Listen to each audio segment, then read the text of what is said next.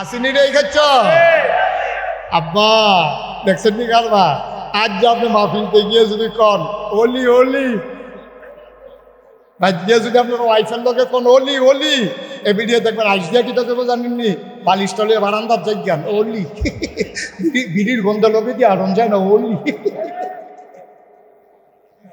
তাহলে আপনি নবীর আদর্শ মারেন নাই।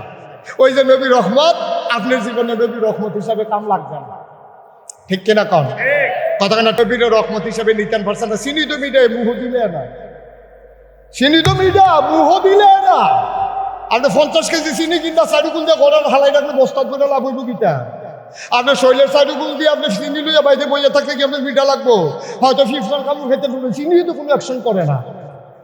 চিনি মিডা ঠিক আছে, ইসলাম যে মজার ইসলাম এটার কোনো সন্দেহ নাই। চিনি আমি মুহ দিছি না, এর লেগে মিডা লাগে না। ইসলাম আমি মানছি না, এর লেগে ইসলামের মজা আমি বুঝছি না, ঠিক কিনা? মান্যাসান কি মজা বলে হুজুর কোনোখানে কি মানি না, তো যেহানো মানি না তো মজা পাইছে নি। এই যে মসজিদও যান, এই সিহন কথা খেয়াল করে শুনে সবাই, এই যে মসজিদও যান, আমরা 500 লোক ইমাম সাহেব খালি কইছে আল্লাহু আকবার, 500 লোক আতালবি দিয়ে লাইছে, আট ভাঙ্গা লাইছে, একটা লোকও বইয়া রইছে না। ইমাম সাহেব সূরা পড়ছে, কেরাত পড়ছে, ইমাম সাহেব আল্লাহু আকবার কইয়া সেটা আডুব দইরা বড় বের হয়ে গেছে গা। একটা লোকও খেরাত নাই। রাজা কোন বাদশাহ কর, ফির সাপ কোন লাভ সাপ কর, কিসের বুইয়া কি এর চৌধুরী, কি এর সরকার, কি এর খসকা খনকা, কি এর চেয়ারম্যান, কি এর মেম্বার, কি কেউ কি খেড়ি রয়েছে না রুকুত গেছে কেন? ওই মানছ মানছ ইমাম রে মানছ, ইমাম রে চেয়ারম্যানে 50 বার কি আয় কারবার দেখছো, এবারে বুদ্ধি করে সিটটা লই যাইছে যেন মাই দিয়ে মাফিল উদন যায়। হ্যাঁ এটা তো বুদ্ধি তো দেখি তে কান দে তে ঘুমায় তো তে ঘুমাইলে আপনি ওরা তো ঘুম ফাতে তার টুচুন কিন্তু না হয় উশিলা উশিলা। আমরা তো সব মাহফিল উডনের 2টা উশিলা আছে, একটা হইলে একটা সিটটা লই যাইবেন, আই সেটা কিন্তু ফটাফট আর একটা গুতা দিবেন। তো দেখুন তো এবার কান দে হুজুর দেখি, আর একটা মোবাইল বাজলে বাজক না বলতে কালো ধরা আইতাছি জরুরি, হ্যাঁ আইতাছি হলে আইতাছি, আর তারতে বাড়ি যাবেন। লাভ কি? মন দিয়া শুনেন, ওই যেই কথাটা কইতাম ইসলাম, আপনি ইসলাম মানলে কি লাভ দেখেন। শুক্রবারে মসজিদে ইমাম সাহেব নামাজ পড়াইতে আছে, এখন ইমাম সাহেব আল্লাহু আকবার করে রুকুত গেছে, এখন প্রধানমন্ত্রী, প্রেসিডেন্ট, এমপি, মন্ত্রী, মেম্বার অফ পার্লামেন্ট, এখানে কোটিপতি ধনী, ফির সাপ লাট সাপ, ভুইয়া চৌধুরী, সরকার খনকার, ফেসকার স্বর্ণকার, দফাদার শহীদার, কন্ট্রাক্টর দোকানদার, যত মানুষ আছে কেউ কি সুজা বিছানা নাচ হয়ে গেছে কেন? সব বাঁকা হয়ে গেছে। এরপরে ইমাম সাহেবে আবার কেছে সামি আল্লাহু লিমান হামিদা কইয়া সেটা দাঁড়াইছে, আবার সব দাঁড়াই লাইছে, সব দাঁড়াইছে, ইমাম সাহেব আবার কইছে আল্লাহু আকবার, সব নাক চোখ মুখ সব লাগাইয়া, নাক মাথা লাগাইয়া এবারে সাজদা দিয়া রইছে। এরপরে ইমাম সাহেব কইছে আল্লাহু আকবার, এবার আবার উঠতে লাইছে, 2 রাকাত নামাজ পড়ছে, তারাবির 20 রাকাত পড়ছে। ইমাম সাহেব কয় যত তাড়াতাড়ি হোক এবারে নামে উঠে 1 সেকেন্ড দেরি হয় না। মসজিদে ইমাম মানছ, এই জন্য মসজিদে কোনো ফ্যাস নাই, ভুইয়া চৌধুরী, মন্ত্রী, এমপি সব এক কাতার হয়ে গেছে, শুধু মজার মজা, যতক্ষণ নামাজ চলে মজার শেষ নাই। ঠিক এমনি ভাবে মসজিদে নামাজ পড়ার কারণে, ইমাম মানার কারণে, ইসলাম মানার কারণে যেমন মজা পাইছো, রাষ্ট্রের সর্বোচ্চ জায়গায় যদি ওই ইসলামী নেতা পাঠাইতে পারো, আমার বাংলা কাগজে পত্রে নয় প্রকৃত অর্থে সোনার বাংলা হয়ে যাবে, ঠিক কিনা বলো?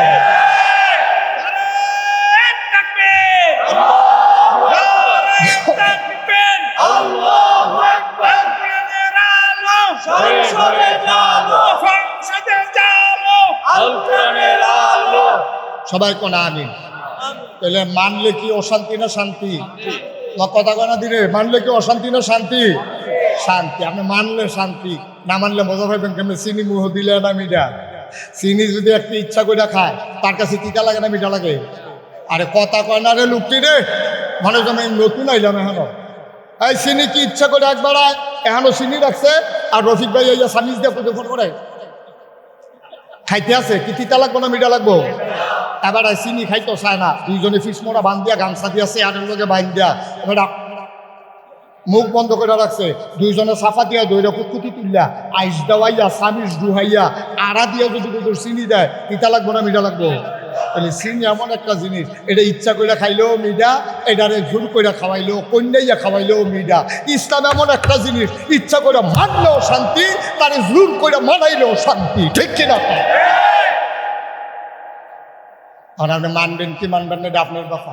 আচ্ছা, মনে করে আমরা সকলে মিলে সিদ্ধান্ত নিলাম, হুজুর আপনি যখন এত কথা করতে আছেন নাগাইশের ফিরসা হুজুর আপনার আমরা মানি, যান মাইন্ডাল ইসলাম মাইন্ডাল আপনার মনে করেন আপনারা একমত হইলেন, লাভটা কি আল্লাহর না আমরা? কথা কেন, লাভটা কি আল্লাহর না আমরা? আচ্ছা, আমরা কি লাভ এটা কইয়ে ওয়াজ শেষ, এটা জানার দরকার আছে। আমি কইলে আপনি ইসলাম মানবেন, আপনি এত দেহতা আপনি উপকার পাওয়ান লাগবো। ইসলাম মানলে আপনার কি উপকার দিল এটা বলার দরকার আছে নি, এবং অতীতে কি উপকার পাইছে এটা আমরা জানার দরকার আছে। এখন একবার যদি খেয়াল করে, সব খেয়াল করে, সব মেম্বার এক মেম্বার মনে করেন না, সব চেয়ারম্যান এক চেয়ারম্যান না, সব মন্ত্রী সব এমপি এক মন্ত্রী এক এমপি না, কিন্তু অধিকাংশ আমাদের দেশে কি কারবার আমরা দেখি, ক্ষমতার যাওনের আগে এবার খদ্দরের পাঞ্জাবি গাও দিয়া বাতাস আইলে গাছ দুই রেখে রইতে হয়, শৈলে বাতাসে উড়াই লইয়া যায়, যেই মাত্র এবার ফাঁস করে এবার রাস্তার গম খায়, টিন খায়, ভগিন্ডি বেডির লেগে বিস্কুট এসে সেই বিস্কুট খাইয়া বইয়া দিচ্ছে। আমি জিগাই, আমি একবার গিয়া অফিসারে জিগাইলাম, স্যার আগে আমরা যদি দুম্বর গুস্ত হইতো আমরা এই তিনখানা তো পাইতাম, তখন দুম্বর গুস্ত আইয়া না, এখন গাইতো না গেলি আরো বাড়াইয়া আইয়ে। আমি কই দি মেম্বার চেয়ারম্যানরা খাইয়ে দুপুর করতে পারে না, আপনারা এতিমের লাগিয়া দুম্বর গুস্ত আইছে, হেই গুস্ত মেম্বার চেয়ারম্যান উপজেলা চেয়ারম্যান তারা ভাগ করে সকলে মিল্লা খাইয়া বইয়া রয়েছে, আইসে এতিমের লেগে খাইয়া লাইছে তারা, ঠিক কিনা কম? ভগিন্ডি বেডির লেগে বিস্কুট আইছে, হেই বিস্কুট আমরা তারা খাইয়া বইয়া রয়েছে। তো এই দেশটার ভিতরে শান্তিটা আইতো করতে আইও এবার তৈলে বলে হুজুর একটা বালা দিনটা কবে গেছে কইতে আসি, তো এর থেকে মজার দিন গেছে শুনলে তো বুঝবে। এই ইসলামের যখন নবীজির ইন্তেকাল হইল, আবু বকর সিদ্দিক হইল প্রথম, সুবহানাল্লাহ কইতেন না? আমাদের প্রথম খলিফার নাম কি? আবু বকর। আহার জুড়ে কয় না রে, আবু বকর সিদ্দিক রাদিয়াল্লাহু তাআলা আনহু, ওনারও ইন্তেকাল হইছে, নবীও নাই আবু বকরও নাই, আইছে উমর। খুব খেয়াল, গভীর মনোযোগ, শেষের দিকে যাইতেছি আমরা। এখন উমর হয়েছে ইসলামের দ্বিতীয় খলিফা, সুবহানাল্লাহ কইতেন না? মুসলমান ইসলামের বিধান হলো, যিনি রাষ্ট্রের প্রধান হবেন তিনি জুমার মসজিদে খুতবা দেবেন। জাতীয় মসজিদ, আমাদের জাতীয় মসজিদের নাম বাইতুল মুকাররম। আমরার কপাল খারাপ, আমরা এমন নেতা বানাই এবিডি মসজিদ হয়ে যাইতে পারে না, ইমামতি করবো দূরের কথা, ঠিক কিনা? কপাল কত খারাপ দেখেন। ইসলামের দ্বিতীয় খলিফা হয়েছে উমর, কি নাম না? কি নাম না? হযরত উমর ইসলামের দ্বিতীয় খলিফা হয়েছে। এবার উপরে বার করছে জাতীয় মসজিদে নববীতে এবার খুতবা দিব। এখন খুতবার সময় হয়েছে, সকলে তাহিয়াতুল ওযু, দুখুলুল মসজিদ, কাবলাল জমা সব কইরা বইয়া রয়েছে। ইমাম সাহেব আইব, জামাত শুরু হইব। সূর্য আইলা গেছে, হাফাতর ঘড়ি নাই, এবার বেড়ার ফাঁক দিয়া আছে, সূর্য বেড়লে গেছে, অহনো দিয়ে এবার আইয়া না, কিতাবে নামাজ পড়ুন নাই, নামাজের টাইম যায় না, এরকম চিন্তা করতে আছে। এর ভিতরে দিয়া দেখে যে না, এবার খবরও নাই। এর ভিতরে একটা পোলারে মুরব্বীরা ডাক দেওয়া বলছে, রে তুই কিন্তু দৌড় দিয়া চাইয়া উমরে এই আমরা খলিফা হনো আইসা নাকি রে, বাইক কোনো বিপদ আপদ নাকি জানা দরকার আছে, তো দৌড়ে গেছে পোলা দিয়া দেখে উমরে এই রোদের মধ্যে বই, সুবহানাল্লাহ কয় না রে, রোদের মধ্যে বৈশা রয়েছে, কথা কথা রোদের মধ্যে বৈশা রয়েছে। কিতা জানি এরকম কুদু ফরে ফরে হাত দেয়, উল্টায়, হে ফলাই গিয়া সেটা আসসালামু আলাইকুম ইয়া আমিরাল মুমিনিন ইয়া খলিফাতাল মুসলিমিন। আপনি দিয়ে হলো মসজিদে গেছেন না, কিতা করে? উমরে মুসকে হাসি দিয়া কয়, বাবা আমি তো যাইতাম ইসলাম আরো আগে, পাঞ্জাবিটা যখন গাও দিতাম গেছি, গিয়ে দিই পাঞ্জাবিটা ময়লা হয়ে গেছে গা, তাড়াতাড়ি করে ধুইয়া দিছি, রৈদ দিয়া বইয়া রয়েছি, এই তো হুগাইয়া উঠছে, ওখানে গাও দিয়া সুবহানাল্লাহ কয় না। তাহলে বুঝা গেল উমরের পাঞ্জাবি 15-20টা, কথা কয় না তো? পাঞ্জাবি কটা রে? এবারে কি আমরা বাংলাদেশের প্রেসিডেন্টের মতো প্রেসিডেন্ট নাকি আরো বড় দেশ? অর্ধেকটা পৃথিবী 31 লক্ষ বর্গ মাইল পৃথিবী স্থলভাগের প্রেসিডেন্ট হলো হযরত উমর। কোন বেড়ারা? আমিরুল মুমিনিন, খলিফাতুল মুসলিমিন, জান্নাতের সুসংবাদ প্রাপ্ত দ্বিতীয় মানুষ। নবীজি যার ব্যাপারে কইছে আনা খাতামুন নবিয়্যিন লা নবিয়্যা বাদি, আমার পরে নবী নাই রে, আমার পরে যদি নবী থাকতো তুই উমরে আমার পরে নবী হইতি। এই লোকটি সুবহানাল্লাহ বুঝলা লাইছে? যেরকম সুবহানাল্লাহ। কর্তৃ মানুষটার কর্তৃলোক উপাধি কর্তৃ মানুষটা আমিরুল মুমিনিন, খলিফাতুল মুসলিমিন, জান্নাতের সুসংবাদ প্রাপ্ত দ্বিতীয় মানুষ। নবীজি নিজেই কয় যে আমি যদি আমার পরে নবুয়তের দরজা থাকতো, ওমর তুমি আমার পরে নবী হইতা। গাডাটা কি হস না ডাট, ছোড়ু না বড়? এই বেড়ারা ওখানে মসজিদ আইসে না, সকলে মিল্লা বইয়া রয়েছে। এবার পাঞ্জাবি না কয়টা? কয়টা রে? এবার পাঞ্জাবি গাও দিয়া কোনো মতে দৌড়াইয়া মসজিদে নববীর দরজা তাইয়া আসসালামু আলাইকুম, সবাই দরজা খুলে দিছে, রাস্তা ফাঁক হয়ে গেছে বাজে দিয়া। উমর মাথাটা নোয়াইয়া মিম্বারও গিয়ে উঠছে, উঠটা সেটা আউযুবিল্লাহি মিনাশ শাইতানির রাজিম বিসমিল্লাহির রহমানির রহিম। উনি খুতবা শুরু করছে।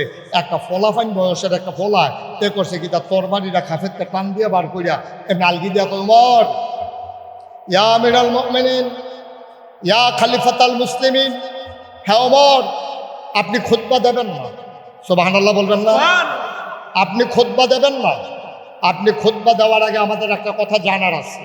আপনি জবাব দিতে পারলে খুতবা দেবেন, আর নাইলে মদিনার মুসলমান আপনার খুতবা শুনবে না। কথার ওজন কত? উমরের মতো বেড়ার সামনে ফলা একটা তরবারি আলগি দিয়ে তোরা কথাটা কন। যে উমরের জমানায় বাগে বসে 11 রানি গেছে, যে উমরের জমানার ভিতরে একটা বেডি মহিলা বুড়া এবি দিয়ে রাস্তা দিয়ে আটকা যেতে আছে সন্ধ্যার সময়, কেউ রাস্তাঘাটও নাই, বিরাট দুধু মরুভূমি, জলার মাইদি দিয়া মনে করে সাইডগুল দিয়া বাড়িঘর নাই, কোনো মানুষজন নাই। এবিডির কানো ফুল, নাকে দুল, গলাত মালা, হাতো বালা, সুন্দর সুন্দর অলঙ্কার, ফোটলার ভিতরে টেহা বসে লইয়া এবিডি সন্ধ্যার আগে দিয়ে আটকা যেতে আছে। একটা ফলার সামনে ঘুরে কয়, গো তোমার কি জানের ভয় নাই? কই কে রে? কই এই যে এই জিনিসপত্র লইয়া তুমি এমনি আন্দায় নেই ওই যে বোকা হর সাইডে কোনো বাড়ি ঘর নাই, সিল্লান দিলে ধরুন না নাই, তুমি যে এখন এমনি বইয়া বইয়া 8টার সময় এমনি ইয়া তালে তুমি কোম্মা লাগিয়া ফৌজবা রাইতে এই যে বোকা না কত ঘরে, তোমার চিন্তা লাগে না? তোমার ডর নাই? এবিডি আইস দিয়া কয় ডর আছে, আমার লাগিয়া না তোমার লাগিয়া। আমার লাগিয়া আমার ডর নাই, ডর হইলো তোমার লাগিয়া। আমার লাগিয়া কি ডর? কই তুমি যে আমার দিকে চোখ তুল্লা চাইছো, আমার যে ডর দেখাইছো, আল্লাহ আল্লাহ করে এটা যদি উমরের কাছে কইতাম পারি। সুবহানাল্লাহ কয় না রে? খালি কোনো মতে যদি উমর পর্যন্ত যাইতাম পারি জানটা লইয়া, আর যদি এই কথাটা কইতাম পারি, কাইমপুরের জলার ভিতরে একটা ফলায় আমার এই কথা কইছে, উমরে যে কইতে তারে ফাঁকির মতো স্থান দিয়ে লইয়া চোখটিরে যে খুললে লাইব, আমি সেই ডরটা ডরাইতে আছি। সুবহানাল্লাহ কইতেন না? আমার দেশে আজকে আমার মেয়েরা স্কুলে যেতে পারে না, ছেলেরা ব্রিজের উপরে বৈশা বৈশা টিটকারি মারে, মস্কারা করে। মুসলমান তোরা কপাল খারাপ, তোরা একবার ফিলিস্তিনও মারে, একবার কাশ্মীরও মারে, একবার আরাকানও মারে, একবার সিরিয়াতে কাফের বেদিনেরা মারে, ইহুদিরা তোরারে পাইলে মারে, খ্রিস্টানরা তোরারে মারে, গরুর গুস্ত কিনসৎকের লেগে হিন্দুরা মারে। তোরা মায়ের খাইতে খাইতে কপাল এমন হয়েছে, তোরা মানুষের মারও খাস, আবার আমরা নিজেরা আমরা মুসলমানের ফুতায়, মুসলমানের জিয়েরা স্কুলও যায়, মুসলমানের ফুতায় বইয়া বইয়া টিটকারি মারে। সাদা কাগজে লেখা রাখো, তুমি যদি এই কোনায় বৈশা বৈশা তোমার ভুলে আরেকবার জিয়েরে টিটকারি মারো, তোমার বইনের টিটকারি মারার জন্য সামনের ব্রিজ আরো 5 জন বইয়া রয়েছে, ঠিক কিনা? তোমার আহল আছে, তুমি এতটা বড় হইছো ফিরতা, তুমি এতটা বড় হইছো কেরে? এই মাইয়াটা তোর বোন, এই মাইয়াটা তোর মা, এই মাইয়াটা তোর মাইয়া, না হইলে আরেক বেটার বউ। এর বাইরে মাইয়া ফানের কোনো পরিচয় নাই। সবগুলো মহিলা হয় কারো মা, নাইলে কারো বোন, নাইলে কারো বউ, নাইলে কারো জি। এর বাইরে কোনো মহিলাদের পরিচয় নাই। তুই কারে টিটকারি মারো? কারে রাস্তায় বৈশা বৈশা ইফতেজিং করো? তুমি রঙের গোড়া দৌড়াইতে আসো। আজকে কায়েমপুরের যুবকেরা যদি সিদ্ধান্ত নিতে পারে, বর্ণমালা ফাউন্ডেশনের প্রতিটা সদস্য যদি সিদ্ধান্ত নিতে পারে, আজকের পর থেকে আগামীকালে কোনো ছেলে যদি রাস্তার ভিতরে কোনো মেয়েকে টিটকারি মারে, এই সমাজ থেকে তাকে বাইর করে দেওয়া হবে, ঠিক কিনা? তাইলে আমার বাংলা সোনার বাংলা হবে। নাইলে এই ওয়াজ দিয়া বাংলা বদলান যাইতো না। ওয়াজও ৩৬ বছর করতেই আছে, ৩৬ বছর তো করতেই আসি, ওয়াজ বদলাইতো না তো। বদলাইতে হলে কিছু কার্যকরী সিদ্ধান্ত নেওয়া লাগবে। ২-৩টার উদাম কইরা রাস্তার মধ্যে দৌড়িয়া যখন দেখবো যেতে টিটকারি মারে, ওই ব্রিজের নিচে ফলাফাইন বইয়া থাকবো, তার আস্তে করে ২-৩টা বেড দিয়া দৌড়িয়া উড়াইয়া সিংহজিঙ্গা দিয়া ফথফাত ফথফাত ফথফাত করিয়া কটা যখন ঠিক চালাইবো, বাইরে দেখবে এমনি সুযোগ হয়ে দেবে। ঠিক না রে দাদা? সুযোগ কানে বাসিল আর বলি দেখবা। অহন গিয়ে টিটকারি মারে, তখন কব আম্মা কই যা, তখন দেখবে আম্মা দেখালে বোঠালার লোকে বেয়াদবের দল কোথাকা মুসলমান এমন আমরা ছিলাম না। বেড়া বেডিটা বুড়া বেডিটা এই বানান না গল্প না তো, বেডিটা রাস্তা দিয়ে একটা যাইতে আছে, কি কথাটা কইছে বেডিটা, আমার তো ডর করে না, কারণ এটা উমরের শাসন চলতে আছে। তুমি উমরের কাছে যদি আমি আল্লাহ আল্লাহ করে কইতাম পারি, তোমার চোখের জায়গায় চোখ থাকবে না, কারণ এটা ইসলাম। ঠিক কিনা? কষ্ট হইতে আছে? হ্যাঁ হুজুর, হুজুর না বোয়া কি দাওয়াত আইয়া পড়ছে? মারহাবা কর, জোরে কর মারহাবা। কষ্ট হয়েছে আপনাদের না? সাইডা দেওয়ান দরকার আর সামান্য একটু। ওই উমরের কথা মনে আছে নিও? ওমরে গিয়া যখন উঠছে ফলায় কি কয়, উমর কথা আছে, খুতবা বন্ধ করেন, জবাব দিতে পারলে খুতবা দেবেন, আমরা শুনবো, নাইলে মদিনার মুসলমান কেউ আপনার খুতবা শুনবে না। ডাডাটা হস বেড়া মনে করে না, কি ডাট বেড়া। আমার মাথা নিচু করে আছে, সবাই অবাক বিস্ময়ে তাকিয়ে আছে, পিন পতন নিস্তব্ধতা, একটা শব্দ নাই, শ্বাস ফেলার শব্দও শোনা যায় না। সবাই তাকিয়ে আছে, এই যুবক কত বড় সাহস তার, ওমরের মতো মানুষের সামনে এত বড় কথা কয়, তোর বাড়ি দেখাইয়া। আজকে তার খবর আছে। উমর চুপ করে আছে। বলো বলো বাবা, কি জানতে চাও বলো। আবার যুবকটা বলতে শিখন কথা মন দিয়ে শুনেন, হেবারে হুন তো কন, মোবাইলটা পকেটে লই তো কন, ওই হেবারে লগের বেড়ারে মোবাইল টিপে বইয়া বইয়া হেল। হ্যাঁ কিতা হইতো আমিন কন।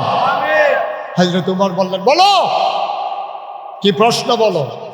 আবার যুবক বলতেছে, উমর ইয়া আমিরুল মুমিনিন, যথোপযুক্ত সম্মান প্রদর্শন পূর্বক আপনার কাছে জানতে চাই, গত কিছুদিন আগে রাষ্ট্রীয়ভাবে কিছু কাপড় আসছিল, আপনি নিজের হাতে কর্মচারীদেরকে দিয়া কাপড়গুলো বন্টন করাইছেন। আপনি খেয়াল করে দেখবেন এই মসজিদে আপনার বন্টনকৃত কাপড়ের জামা অনেকে গায়ে দিয়ে রাখছে, কিন্তু আফসোস আমরা খেয়াল করে দেখলাম আপনার গায়েও সেই রঙের জামা। আমাদের কারো জামা এত লম্বা হয় নাই, আপনার জামা দেখলাম অনেক লম্বা। নিশ্চয়ই আপনি কাপড় চুরি করছেন, অথবা আপনি কাপড় বেশি নিছেন ক্ষমতা দেখাইয়া। কোনটা করছেন এটা আগে বলেন, তারপরে খুতবা শুনবে, এর আগে না। সুবহানাল্লাহ বলবেন না? উমরের মতো বেড়ারে কি প্রশ্নটা কই ডালাইছে, পারবেন নি? এমপি সাহেবের সামনে খেলিয়ে জিগাইতেন পারবে, এই মন্ত্রী সাহেবের সামনে খেলিয়ে জিগাইতেন পারবে। কিন্তু কয়েক বছর আগে দিয়ে দেখলাম বিরাট কুত্তা ঘুমায়, ওহন্দি কুত্তা লইয়া আসে। কয়েক বছর আগে গিয়ে বিরাট কুত্তা ঘুমায়, ওহন বিদেশ থেকে কুত্তা আনছে লইয়া আড়নের লিখে। কি বদলাইছে দিনটা আবার চিন্তা করে। পারবে? ক্ষমতা আছে জিজ্ঞেস করা? ক্ষমতা না, কিন্তু ইসলাম সেই সুযোগ দিয়েছে, যেখানে অন্যায় সেখানেই প্রতিরোধ। অন্যায়কে ছেড়ে দেওয়ার সুযোগ ইসলামে নাই। আপনি আমাকে ততক্ষণ মানবেন, মুশতাক ফৈজি যতক্ষণ কোরআন সুন্নাহর ভেতরে আছে, ফির শাবক লাহর না হইলে লাট শাবক, আসমান দিয়ে আটটা যাক না হইলে পানির উপরে দিয়ে আটটা যাক, আপনি ওই পীর সাহেবকে মানবেন না যিনি কোরআন সুন্নাহ মতে তার জীবন চালায় না। ঠিক কিনা বলেন? দরকার নাই আপনার মানা, আপনি মানবেন না, কারণ উনি নিজেই ইসলাম মানেন, আপনি ওনাকে মানবেন কেন? কোনো দরকার নেই। এখন এটাই হলো আমাদের দেশের সমস্যা। আব্বাই মানছে, আমি না মানলি কেমনে, তা আব্বাই জাহান নামে গেছে, আমি না যাই কেমনে, হেই আর কি। কদ্দুর চিন্তা করে চললেন আব্বা, কদ্দুর চিন্তা করে। আমি তো মানতে না করি নাই, আপনি অবশ্যই মানবেন যতক্ষণ তিনি কোরআন সুন্নাহ মতে আছে। হযরত ওমর চুপ মেরে দাঁড়িয়ে আছেন, কোনো কথা কয় না, টপ টপ করে গাল বেয়ে বেয়ে পানি পড়ে। ওমরের ছেলের নাম আব্দুল্লাহ ইবনে ওমর। আব্দুল্লাহ তার বড় ছেলে। ছেলেটা দাঁড়াইয়া কয়, ও মদিনার মুসলমান, আমার আব্বার পাঞ্জাবি লম্বা হইল কেমনে? এটা তোমরা জানতে চাও? এই জবাবটা কি আব্বাই দেওয়া লাগবে নাকি আমি দিলেও চলবে? সবাই বলে আমাদের জবাব দরকার। কে দিল এটা দেখার বিষয় না। যদি সন্তোষপূর্ণ জবাব পাই তাইলে আমরা মেনে নেব, খুতবা দিতে আমাদের আপত্তি নাই। আবার আব্দুল্লাহ ইবনে ওমর ডাক দিয়া কয়, ভাই, আমার আব্বা কাপড় চুরি করে নাই। আমার আব্বা কোনো দিন কারো ধমক দিয়ে এক টুকরা কাপড়ও নেয় নাই। তোমরা আমার আব্বারে চিনো না। শুনো শুনো শুনো, আমার আব্বা কেমন মানুষ। একদিন আমাদের ঘরে আমার ছোট্ট ভাই বোনেরা মিষ্টি খাওয়ার জন্য কান্নাকাটি করতেছে। আম্মা বলতেছে, তোমরা চুপ করো, তোমাদের আব্বা আসলে বোঝাইয়া বলবো। ছেলেরা ঘুমাই গেছে কানতে কানতে। ওমর রাষ্ট্রীয় কাজকর্ম শেষ করে ঘরের ভিতরে যখন গেলে, গিয়ে দেখেন বিবি ঘরের কোনায় বসে বসে কান্দে। ওমর ডাক দেয়া কয়, বিবি কান্দো কেন? কয়, স্বামী আমার কি পোড়া কপাল, জন্ম দিলাম বাচ্চা, পেটে রাখলাম 10 মাস 10 দিন, 2.5 বছর বুকের দুধ খাওয়াইলাম, বাচ্চারা মিষ্টি খাইতে চায়। কেমন পোড়া কপাল, কেমন পোড়া কপাল, আমি কেমন মা, আমি কেমন মা। বাচ্চারা মিষ্টি খাইতে চায়, মিষ্টি দিতে পারলাম না, ওরা কাঁদতে কাঁদতে ঘুমিয়ে গেছে। আমি বলছি আপনি আসলে ব্যবস্থা করে দেব। ওমর কয়, বাচ্চারা কি ঘুমায়? কয়, ডেকে উঠাও দেখি। উমরের কথা শুনে বেগম সাহেব ডাক দিলেন, বাচ্চারা উঠে, তোমাদের বাবা চলে আসছে। ছেলেরা মনে করছে মিষ্টির বুঝে একটা ব্যবস্থা হয়ে যাবে। ছেলেটারটা যখন উমরের চতুর্পাশ দিয়া বলছে, উমর গালির ভিতরে কপালের ভিতরে বাচ্চাদের চুমু খাইলেন, মুচকি হাসি দিয়া কয়, তোমাদের জন্য মিষ্টি হয়ে যাবে। বাচ্চারা কয়, বাবা কবে হবে? ওমর মুচকি হেসে কয়, যেই দিন মদিনার প্রতিটি ঘরে ঘরে মিষ্টি হবে।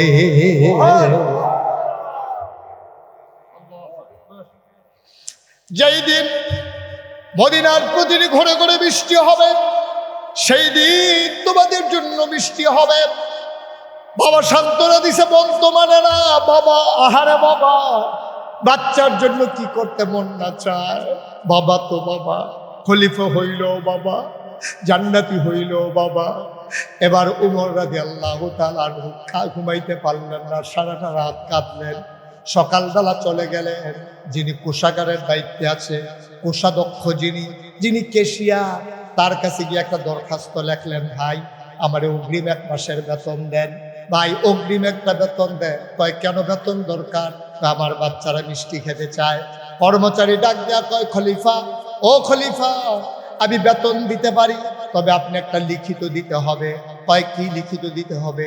আপনি বেতন নিয়ে যে মরে যাবেন না, 1 মাস যে আপনি চাকরি করতে পারবেন, আপনারে সবাই খলিফা মানবে, এটার যদি কোনো গ্যারান্টি দিতে পারেন তাইলে আমি 1 মাসের অগ্রিম বেতন দিতে পারবো। আর যদি আপনি এটার গ্যারান্টি দিতে না পারেন, আমি কার টাকা কারে দেব?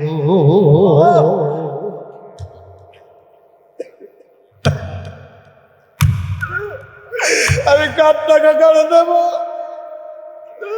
আমি কেমনে দেব? আমি তো পাহারাদার, আমি তো চৌকিদার, আমি তো এই টাকার মালিক না। আপনি তো আমার চৌকিদার বানাইছেন। আমি আপনার অগ্রিম বেতন দেব, আপনি যদি মরে যান আমি এই টাকা কোত্থেকে দেব? আমি তো গরিব মানুষ। ইয়া আমিরাল মুমিনিন, ইয়া খলিফাতুল মুসলিমিন, হে ওমর, দয়া করে আপনি যদি এমন কোনো লিখিত দিতে পারেন, আমি চাইলে বেতন দিতে পারবো, নাইলে অগ্রিম বেতন দেওয়ার আমার ক্ষমতা নাই। সুবহানাল্লাহ কয় না? ভাই, এই অনুভূতি যেই মানুষের মাঝে আছে, এইরকম আল্লাহর ঘর যার ভিতরে আছে, ভাইরে, মর্যাদা তো বংশ দিয়ে হইতো না, মর্যাদা তো ফত পদবি দিয়ে হইতো না। তুমি ফিসাব তোমারে মর্যাদা দেবে তখন, ইন্না আকরামাকুম ইনদাল্লাহি আতকাকুম, তোমাদের ভিতরে মর্যাদা হবে বেশি তার যার কলিজার ভিতরে, অন্তরে কলিজার ভিতরে আল্লাহর ভয় বেশি থাকবে যার। ঠিক কিনা? তুমি যত বড় মানুষ হও, তুমি মর্যাদার মানুষ না। কলিজার ভিতরে যদি আল্লাহর ডর না থাকে, তোমার 50টা টিহা দিলে এই টিহাটা তোমার যায় না। কথা একটা মনে ফসে কইয়া লাইতাম নাকি? এই বঙ্গবন্ধু শেখ মুজিবুর রহমান, এই শেখ মুজিবুর রহমান রে মানুষে এত মায়া করছে, করে দিয়া ইন্না নিল্লা ফরিল্লাহ পাওয়া গেছে না। কারণটা কি আবার হুন্না যাও। শেখ মুজিবুর রহমান মানুষের জন্য আসলেও কানছে, মাইনসু এবার লাগিয়া কানছে। একবারায় মনে করেন কাইমপুর ক্ষেত লাগাইছে, মাশাআল্লাহ লাউয়ের ডগানি অক্ষরে লোক লুৎকার করে হয়েছে।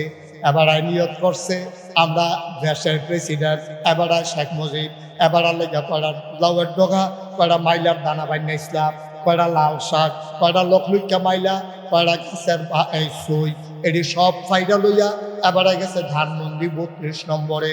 নিচের গেইটও গিয়া দারোয়ানে কয় করতে আইসো, সিরালুঙ্গি গামছা কান্দ, কয় ভাই আমি কসবা কাইম করতে আইসি। কয় কিতাইডি, কয় বঙ্গবন্ধুর লাগিয়া শেখ মুজিবের লাগিয়া কয়টা জিনিসপত্র আনছিলাম, আমার এগুলোর উপরে যাইতাম দাও। এবার গরুর গুস্ত খায় না, খাসির গুস্ত খায় না, রান্ধিক না খানা, এবার মাইয়া খাইয়া যাইতে পারে না, তুই এই সাথে তোমার এইটা লও দানা লইয়া বই আছে তোর দমক দিছে বলে তো ভাই দমকা তুমি না, আমরা ক্ষেতের জিনিস নেই।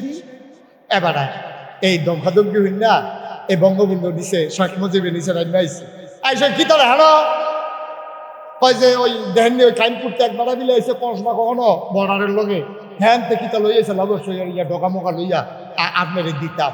কত ইয়া এবার আনছি তুমি দমক দাও কেন, নিয়ে আসো উপরে।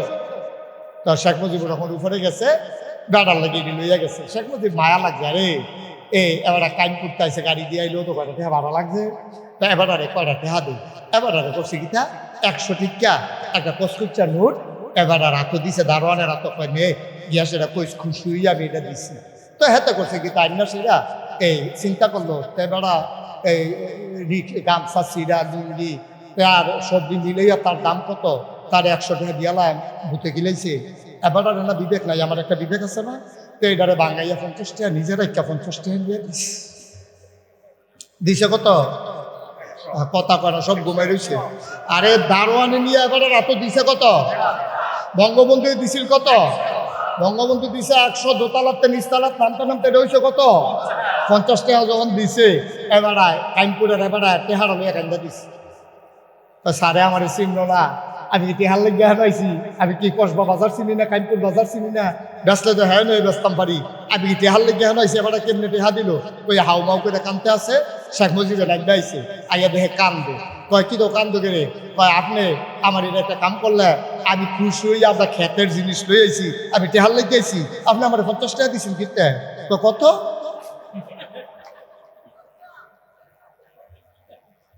কত, কয় 50।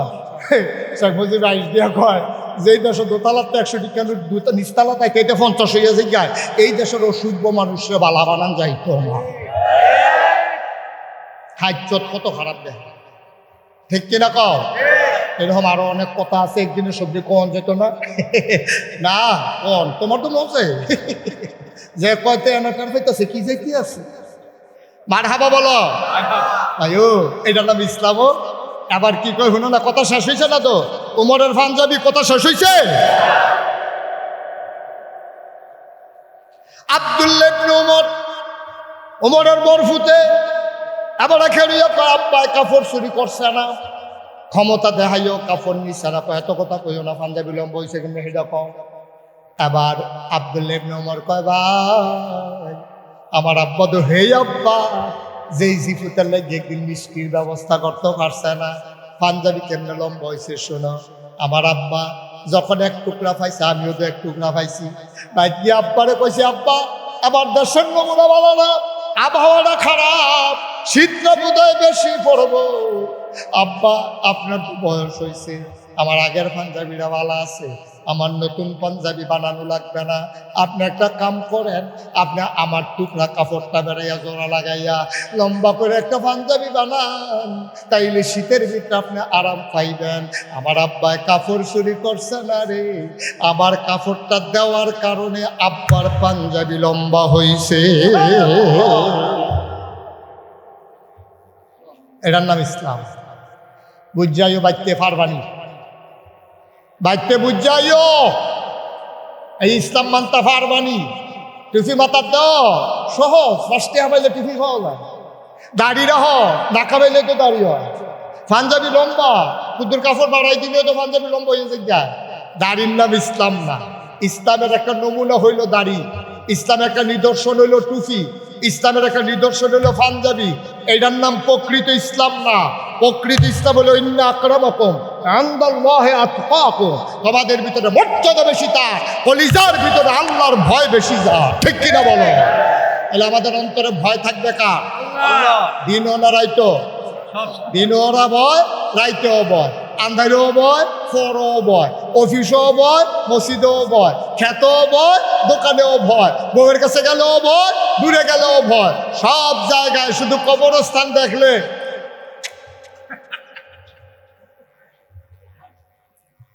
কবরের কাছে দিয়ে যে হাঁটে মরহুম ডরাই লেগেছে। আর ওই রাইতের মাঝে 12টা অনেকবার শুনছে এই খবরের কাছে ডাইটটা যেতে লইলে মিলে অনেক রে দৈরালায়। কোনো মতে সুমাই গজল গাইয়া নবীমুল পরশমণি গজল গাইতে যাইতে আছে। আব্বা তুমি কবরস্থানে যে দূর ডরাইছ, মসজিদরা যে দূর ডরাইছ, এমনি তোমার সকাল থেকে সন্ধ্যা সব জায়গা ডরাইয়া তুমি জিন্দেগিটা কাটাও। তুমি মরে যাও, মসজিদের মিনারে কাইমপুর থেকে ঘোষণা আসবে, ঈদগাহ ময়দানে কাইমপুর শ্রীপুর ময়দানে আমজাদ হোসেন সরকার তার জানাজা হবে, মানুষটা নাই, হাজার হাজার লোক আসছে, জানাজা দিয়ে কাফন পরাইয়া কবরে হচ্ছে। তুমি যদি আল্লাহর বিধান নবীর তরিকা আর অন্তরে আল্লাহর ভয় নিয়ে তুমি কবরে যাইতে পারো, খোদার কসম আমি মুশতাক ফয়েজি নাগাইশের পীর সাহেব তোমাকে বলে যাই, খোদার কসম সবাই দেখবে মাটির কবর, তুমি কবরে গিয়ে দেখবা মাটির কবর মাটি নাই, মাটির কবর জান্নাতের টুকরা হয়ে গেছে। ঠিক কিনা? আমার একটা জিন্দেগি আমরা চাই নাকি চাই না? তুমি যখন হাসরের ময়দানে উঠবা, সবাই সিল্লিয়ে সিল্লিয়ে কানবো, গান দিয়া কেউ না কমান, কেউ বুক কমান, কেউ সুবাহমান, পানি হয়ে যাবো গা। আর তোমার জান্নাতের এই যে দারোয়ান রেদওয়ান ফেরেশতায় করবা, ভাই সাহেব আসেন, আহলেন সাহেলেন মারহাবা, মোস্ট ওয়েলকাম, আমাদের জান্নাতে আপনাকে স্বাগত। সুবহানাল্লাহ বলবেন না? এমন একটা জিন্দগি করতে আমরা রাজি আছি নাকি নাই? আমার বর্ণমালা ফাউন্ডেশন যেই কাজটা করলো আমি প্রাউড ফিল করছি, আমি গর্ববোধ করছি। আমি মনে করি এই বর্ণমালা ফাউন্ডেশন কাইমপুরে শুধু নয়, শুধু কসবায় নয়, বাংলাদেশ একটা দৃষ্টান্ত স্থাপন করে এই বর্ণমালা ফাউন্ডেশন একটা পথিকৃতের ভূমিকা পালন করবে। এই বর্ণমালা ফাউন্ডেশন অসহায় মায়ের চিকিৎসা ব্যবস্থা করবে। এই বর্ণমালা ফাউন্ডেশন যারা লেখাপড়া করতে পারে না টাকার অভাবে, তাদের বই পুস্তক কাগজ কলমের ব্যবস্থা করবে। এই বর্ণমালা ফাউন্ডেশন যাদের চিকিৎসার অভাব চিকিৎসা করাবে। যেই মেয়েরা বাবা ইন্তেকাল করেছে, বিয়ের উপযুক্ত হয়ে গেছে, বিয়ের হয় না, এই বর্ণমালা ফাউন্ডেশন ওই অসহায় মেয়েদের বিয়ের ব্যবস্থা করবে। ঠিক কিনা কম? তাহলে এই বর্ণমালা ফাউন্ডেশন আজকের আয়োজন সার্থক হবে, সুন্দর হবে। ৩৬ বছর মুশতাক ফয়েজি মাহফিল করি, কাইমপুরে আসা হয় না, অনেক দিন হয়ে গেছে, আবার এসেছি। আমি প্রাউড ফিল করছি এই বৃষ্টি স্নাত রাতে আপনারা যেমন করে দলে দলে লোকজন ছুটে এসেছেন, আমি গর্ববোধ করছি, আমি আনন্দিত, আমি গর্বিত। আমি আজকে আপনাদের জন্য প্রাণ ভরে দোয়া করার আগে আমার মনের অনুভূতি আপনাদেরকে বলতে চাই যে ৩৬ বছর মুশতাক ফয়েজি মাহফিল করে, মাহফিলে কদম দিলে মাহফিলের ওজন বুঝি। আজকে মন সাক্ষী দিয়েছে কাইমপুরের এই মাহফিল আমার আল্লাহ কবুল করে নিয়েছে। এতে কোনো সন্দেহ নাই। যারা সন্দেহ আছে তারা একটা বাজ্যে গেতে আছে, তারা কয় না কি আর কবুল বাজ্যে গিয়ে দিয়ে ভালো। আপনি ওজন বুঝছেন না। সাইডুল দিয়া ম্যাট আওয়ানের আগে 5 বার ফোন দিছি, আইতাম নি, মাহফিল হইব নি, বড় বইও খাইতে আসি, কইতেছি স্টেজ যেতাম না বাজ্যে গীতা, কয়টা হুজুর মানুষ বইয়া রয়েছে। এই বস, আড়াআড়ি করো না বাবা, প্রত্যেক দিন এখন মুস্তাক হয়ে যে আইয়া বইয়া থাকতো না তোমরা লাগিয়া, বসে থাকো। চতুর্দিকে বৃষ্টির ভিতরে আল্লাহ কি একটা পরিবেশ দিছে, ওয়াল্লাযীনা জাহাদু ফীনা লানাহদিয়ান্নাহুম সুবুলানা ইন্নাল্লাহা লামাআল মুহসিনিন। আজকের মাহফিল যে আল্লাহ কবুল করছে, ফলাফানের ডাক যে আল্লাহ কবুল করছে, এটার প্রমাণ হলো চতুর্দিক দিয়ে বৃষ্টি। আজকে কাইমপুর শ্রীপুর ঈদগাহকে আল্লাহ বৃষ্টি মুক্ত রেখে দিয়েছেন। ঠিক কিনা বলো? এরপরেও বুঝো না, এরপরেও বুঝো না, আবহাওয়া বার্তায় 70% মানে 50-50 না, 70% দেখাই রাখছে আবহাওয়ায় বার্তায়, যেখানে 70% সম্ভাবনা আছে বৃষ্টি হবে। আল্লাহ হে 70 উল্টাইয়া 10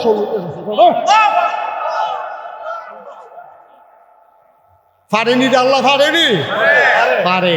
আমরা বুঝি না, ব্যাকলের দল ইসলাম দুনিয়া খাইয়া খাইয়া তামা তামা করে দুনিয়া। বুঝা গেলাম না কিচ্ছু ভাইও। আমি মুস্তাক হয়ে যে আবার দুনিয়া তাইতাম না। খেয়াল করেন, এখন আমরা তওবা করাম। এই যারা ওইখানে বসে রয়েছে সবাই কাছে আসো, এই নামাজের মতো বসেন, সবাই সবাই নামাজের মতো বসেন।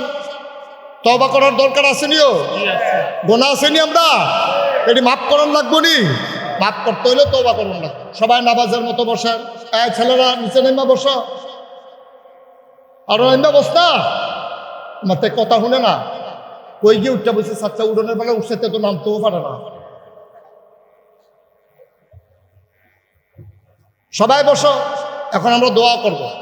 দোয়ার আগে আমার একটা কথা আছে, কইলে তেমনি আপনারা জানেন আমি মুস্তাক ফয়েজি, ঢাকা শরীফ সাহেব আপনারা করেন, এত সম্মান করেন, এত মহব্বত করে।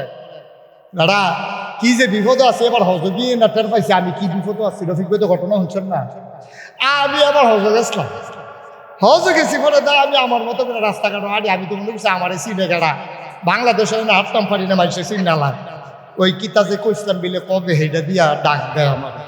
তা আমি গেছি সৌদি আরব, আমি তো মনের সুযোগ যে নাম পাই, আমি মেসফলা দিয়ে আটতে আসি। আমরা তো হয়তো গেছি মেসফলা তো চিনে দিয়েছি, আটতে আসি ছুটতে ছুটতে সৌদি আরবের ফলা পায় দিয়ে দিয়ে মা রে বাপে রে টাইম আনতে আছে মুরব্বী। আমি কিছু বেড়া তোরার জ্বালায় বাংলাদেশে তো সৌদি আরব আইয়া পড়লাম, তোরা ফিক ছাড়চ্ছা, তোরা ছুটতে ছুটতে সৌদি আরবের বলা মুরব্বী মুরব্বী। বেড়া কবে কিতা কইসলাম, তোরা আমার তেজপাতা বানাইলি স্যার, আমিন কর না কেন? দেখো মহব্বত ভালোবাসা। আমি চিন্তা করছি আমি তো সারা জীবন থাকতাম না, আমি তো একদিন মরে যা, এই যে মরে যা আমার যে সাথে মহব্বত করলো সৌদি আরবের শিক্ষা চেষ্টা করে, এই আব্বা আম্মাকে ডাক দিয়া দেখায়, আমার তো কিছু দায়িত্ব সমাজটাতে আছে, কি তা করতাম মাঝে মাঝে খুব পেরেশানি করি। চিন্তা করলাম দাদাই যখন আমার ফিরালি দেয়, দাদারে বললাম দাদা আমার এটা দিয়েন না, আমার বড় ভাই আছে, আমার চাচারা আছে, নিয়ম তো আপনাদের সাথে ফির সাব হয় বাহের বড় ফুটে ফুটে না থাকলে বন্যাতিয়ে, তা আমার বড় ভাইও আছে, চাচারাও আছে, কেউ এটা না দিয়ে আমারে গেলে দাদা আমারে দুইটা সোহের পানি সাইডা দিয়ে আমি জানি কারি দিয়ে হইব, আমি বুঝতে হইলে তোমার দিতে আসি। আলহামদুলিল্লাহ কইতাম না, আমি বললাম এমনি হইতো না, আমার দিতে হইলে কিছু কাম করন লাগবে। কয় কিতা? আমি বলছি কিছু জায়গা জমি দেন। আমি যখন ফার্স্ট করছি ওই রফিক ভাই জানে বাংলাদেশের সর্বোচ্চ শিক্ষা প্রতিষ্ঠান থেকে আমি লেখাপড়া করছি। আমি পাশ করার পরে প্রিন্সিপাল হুজুর আমার ঢাকায় নিয়ে কয় তুমি যদি চাকরি করতে চাও এই তাবিরুল মিল্লাতের দরজা তোমার জন্য খোলা। আমি বলেছি না, আমি চাকরি করতে চাই না, আমি নিজেই প্রতিষ্ঠান করতে চাই। দাদাই যখন ফিরালো দিতে চাইলো আমি বুঝলাম এই ডের সময়টা যায়। দাদারে কইলাম কিছু জমিন দেওয়ার লাগলো, দাদাই দিছে মাত্র বাহের দিনের 9 শতক জমি। কয় শতক রে? কথা কেন কয় শতক? এরপরে আমি দায়িত্ব পাওয়ার পরে জমিন কিনা শুরু করলাম, জমিন কিনা শুরু করলাম, কিনতে কিনতে কিনতে কিনতে জমিন কিনলাম 1800 শতক। কয় শতক? 18 শতক,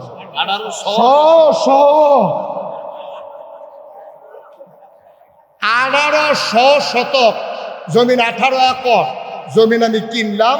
কিনলা 10টা প্রতিষ্ঠান করছি। কয়টা? না কথা কয়টা? কয়টা? একটা খানকা আছে জিকির আজকারের জন্য, একটা আলেম মাদ্রাসা, নুরানি মাদ্রাসা, হাফিজিয়া মাদ্রাসা, দাতব্য চিকিৎসালয়, গণপাঠাগার, গবেষণাগার, ছাত্রাবাস, এতিমখানা, মসজিদ। মারহাবা কইতেন না? আমার মসজিদটা হুদা মসজিদ না। আমি যখন নিয়ত করলাম মসজিদ করা তখন ইঞ্জিনিয়াররা ডাকাই আনলাম, আন্না করলাম মসজিদের ডিজাইন করো। হুজুর কি রহ? আমি কই নিচতলায় হাসপাতাল, দোতলায় 3তলায় মসজিদ। মারহাবা কয় না? নিচতলায় কি হাসপাতাল, এটা কেউ মাথা তো আইসে না বাংলাদেশে, এই পর্যন্ত কেউ এই কাম করছে না। নিচতলায় হাসপাতাল, দোতলায় 3তলায় মসজিদ। আমি চিন্তা করলাম মসজিদ মাদ্রাসার বাংলাদেশে অভাব নাই, কিন্তু আমার দুঃখী মানুষের চিকিৎসার জায়গার বড় অভাব। আমি হাসপাতাল করলাম 21,000 প্লাস স্কোয়ার ফুট আমার ভবনটা। এটা নিচতলায় হাসপাতাল, দোতলায় 3তলায় মসজিদ, এক লোকে নামাজ পড়বে 6,000 লোক। কয় হাজার? না কথা না কয় হাজার? নিচতলায় কি টেহা দিয়া না ফ্রি? খেলোয়াড় ভাই বোধ মনে মনে করে রুগী নিলেও লাভ হইতো না, ডাক্তার তো রুগী নিয়েও ভাই লাভ হইতো না, কারণ এখন রুগী নিলে এবারে আরো টেহা দিয়াও লাগে। আর এখানে ফ্রি হাসপাতাল। মারহাবা কর না কেন? আমি যখন যে গেলাম কত লাগবো, কয় 30 কোটি টেহা। কত কোটি? আমি কই বেড়া জীবন 1 কোটি টাকা খানো দেখছ? কয় না। তবে আরেকবার কান্দ 30 কোটি উঠলে দিয়ে যে গেতেছ তো হুজুর ডরাইয়ের না, সাহস করে নাই বেলা। আমি নিয়ত করলাম আমি মুস্তাফ ফৈজি 1 বছর মাহফিল করে যত টাকা হাদিয়া পাই পুরো বছর 1 বছরের হাদিয়া আমার মসজিদে আমি দান করে দেবো ইনশাআল্লাহ। আমি এক লগে 25 লাখ টাকা মিলাইছি। কয়লা কথা বলা কয়লা 25 লাখ টাকা দিয়া এরপরে মসজিদের কাম শুরু করছি। গত বছর 24 সালের জুন মাসের 1 তারিখ একতলার ছাদের ঢালাই হয়েছে। এই বছর আজ হইল কয় তারিখ? 14। আগামী 19 তারিখ এই 4-5 দিন পরে আমার মসজিদের দোতলার ছাদের ঢালাই হবে।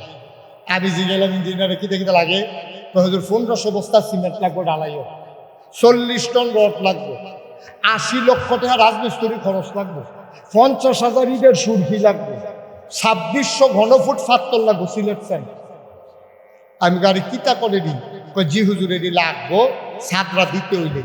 আমি চেষ্টা করিয়া আস্তে আস্তে গুছাইতে আছি। 1500 বস্তা সিমেন্ট লাগবে আমার এই ছাদরা। আমি নিয়ত করছিলাম এই মসজিদটা করার সময় একটা লোক পাইলেও আমার মসজিদের কথাটা আমি কয়াম, কারণ এটা তো আল্লাহর ঘর। আমি নিজে তো 25 লাখ টাকা দিছি। আমি মাহফিলতে গিয়া মসজিদটার কাছে নামি ছাদরার উপরে উঠটা কান দি, আল্লাহ আমি যে শুরু করলাম আমি যদি মরে যাই আমারও যত মানুষের চিনে আবার ফুটাইতে যত মানুষের চিনে না তো মসজিদটা করবো কারা? এটা গালাগালি করবো একটা স্যার আবার লাগাই দিয়ে মরে গেছি না, কি বিপদও করলাম। আল্লাহ আমার একটু হায়াত দাও যেন আমি মসজিদটা শেষ কইরা তারপরে যেন আমার ইন্তেকাল হয়। আমিন কইতেন না? আমি একটা মনে মনে নিয়ত করছি। আর এটা দূরে কই না কোনক্ষণ, আপনারা যেহেতু কাছে একটা গোপন কথা কইছি আল্লাহ লোক দেখে রসিদকে কই দিতাম তারা রে। হ্যাঁ কইলে তা তো কই এলে আমি এইটাও কইছি আল্লাহ মসজিদরা ওই আসালবে গোপন। তুমি যদি মনে করো কয়েক বছর ইমামতি দরকার আছে তইলে আমার হায়াত দিয়ে ইমামতি করাইও, না করাইলেও আপত্তি নেই। আমিন কইতেন না? আমার মসজিদটা আমার স্বপ্ন। হগিন্নি বেডি সারাদিন বিক্রি করে মসজিদের কাছে যাইতে আছে সালটল লইয়া। তো ফলাফল জিজ্ঞাসা ও এটা কি তাই অফিস সাহেব কিতা করতেছে এটা? কইয়া বড় মসজিদ করতেছে, হাসপাতাল করতে আছে। বেডিটা কত খাড়ি টাড়ি আসেনি। কই কে রে? আনো না শুধু ফলাফল ধর বুঝছে না। খাড়িটা নিচে পরে কয় যে সারা জীবন তো ভিক্ষা করে বাইক নিলাম, পিসা 72টা মসজিদ করতেছে, হাসপাতাল করতেছে, আমরা লাগিয়ে দাও সারাদিন ভিক্ষা করে যেটি পাইছি এটি আরো যে বাইক নিলাম না মসজিদও দিয়ে গেলাম না। সুবহানাল্লাহ কইতেন না?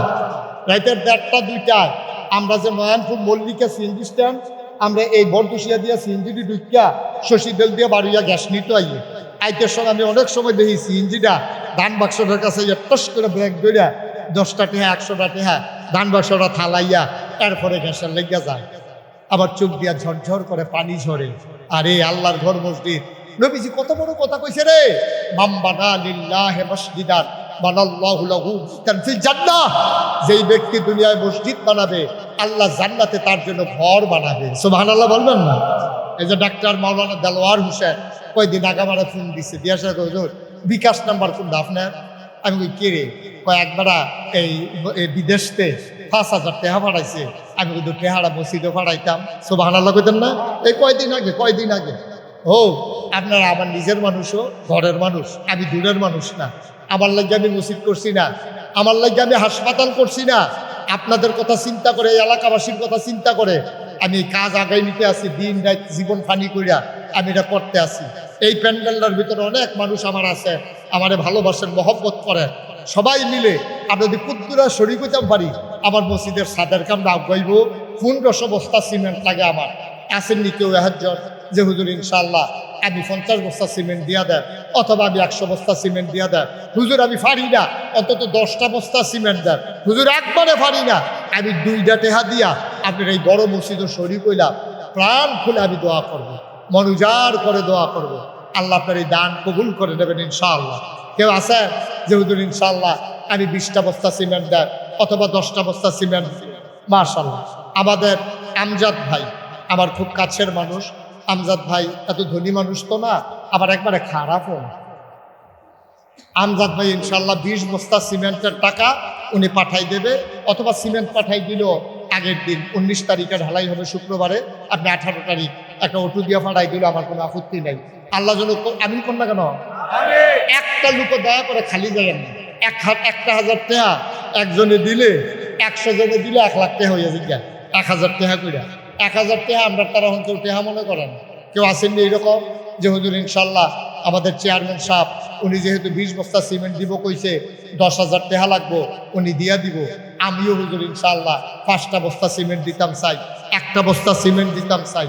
মাশাআল্লাহ। হ্যাঁ, কয় বস্তা? 30। ওই গাড়ি দিয়ে নিও, আবার নীল মাথা তুই বইয়া তাও চাইও 30। মাশাআল্লাহ। কি নাম আমার? ভাই, ও এটা কিতা করলেন আপনারা দুইজনে? এটা কিতা করলেন? বোয়া বেড়ে বোয়া, এটা একটা কাম করলেন। হ্যাঁ, এটা সুন্দর হয়েছে না তো? থাকতে হা লাগতো না বোন, এটা একটা সুন্দর হইলে আমরা দোয়া করাম। আমরা 2 বেড়ে উঠতে গেলেন না সাহেব, বুঝতো বেড়া একটা জায়গা খালি সেখান দিয়ে। ফিরোজ মেম্বার সাহেব আমার খুব ভক্ত মানুষ, আমার দরবারের বিশিষ্ট খাদেম ফিরোজ সাহেব, ওনার বাড়ির গাড়াতে আমি ওয়াজ করছি রে কাইনপুর, এই ওয়ার্ডের মেম্বার ছিলেন। এই যে ফিরোজ মেম্বার সাহেব, উনি দেবেন কত বস্তা? 5 বস্তা। মাশাআল্লাহ। আমার এক ভাই, কি নাম না? হ্যাঁ, আরে কার জামাই কোন না খা?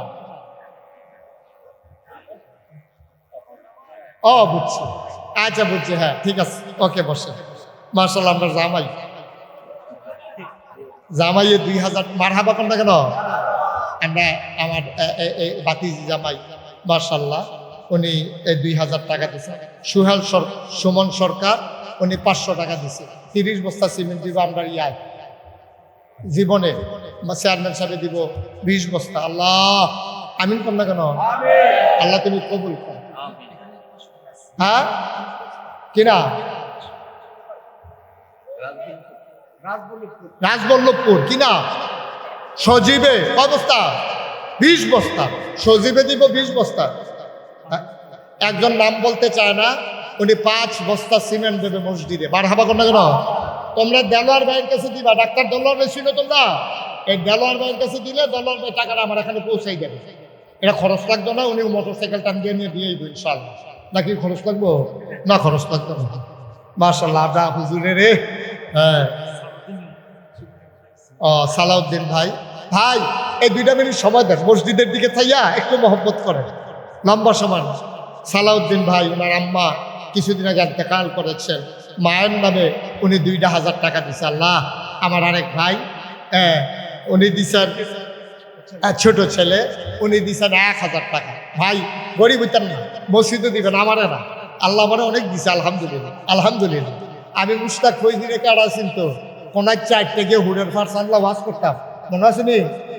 হ্যাঁ, হুডের ফার কোনার 4টে গিয়া টুয়াশা বেউয়া টেউয়া ভিজাইয়া মাফলার টাফলার ফেসাইয়া গিয়ে মাহফিল করতাম। সাজগোস অভ্যাস দেওস হুডের ফার, এটির মধ্যে গিয়া কত ওয়াজ করছি। আরাজ জহর মুশতাক ফৈজি কত জায়গাত আল্লাহ মারহাবা কোন কেন? দোয়ার লাগিয়া কইতেছে আগামী 2 তারিখে ইনশাআল্লাহ চলে যাবো কোরিয়া থেকে আসার পরে সিঙ্গাপুর ইনশাআল্লাহ। আমেরিকাতেও ব্যবস্থা চলতে আছে, দোয়া করেন। আমিন কোন না কেন? আল্লাহ বরকত দেবে ইনশাআল্লাহ। সম্রাট 1000 টাকা দিছে মাশাআল্লাহ। এই যে আরেক ভাই, হ্যাঁ নাম কইতো 550, আরেক বেড়ায় 200, এবারায় দিছে 1500, নাম বলার দরকার নাই, 1500। আরেক ভাই দিছে 500। হ্যাঁ ইনশাআল্লাহ।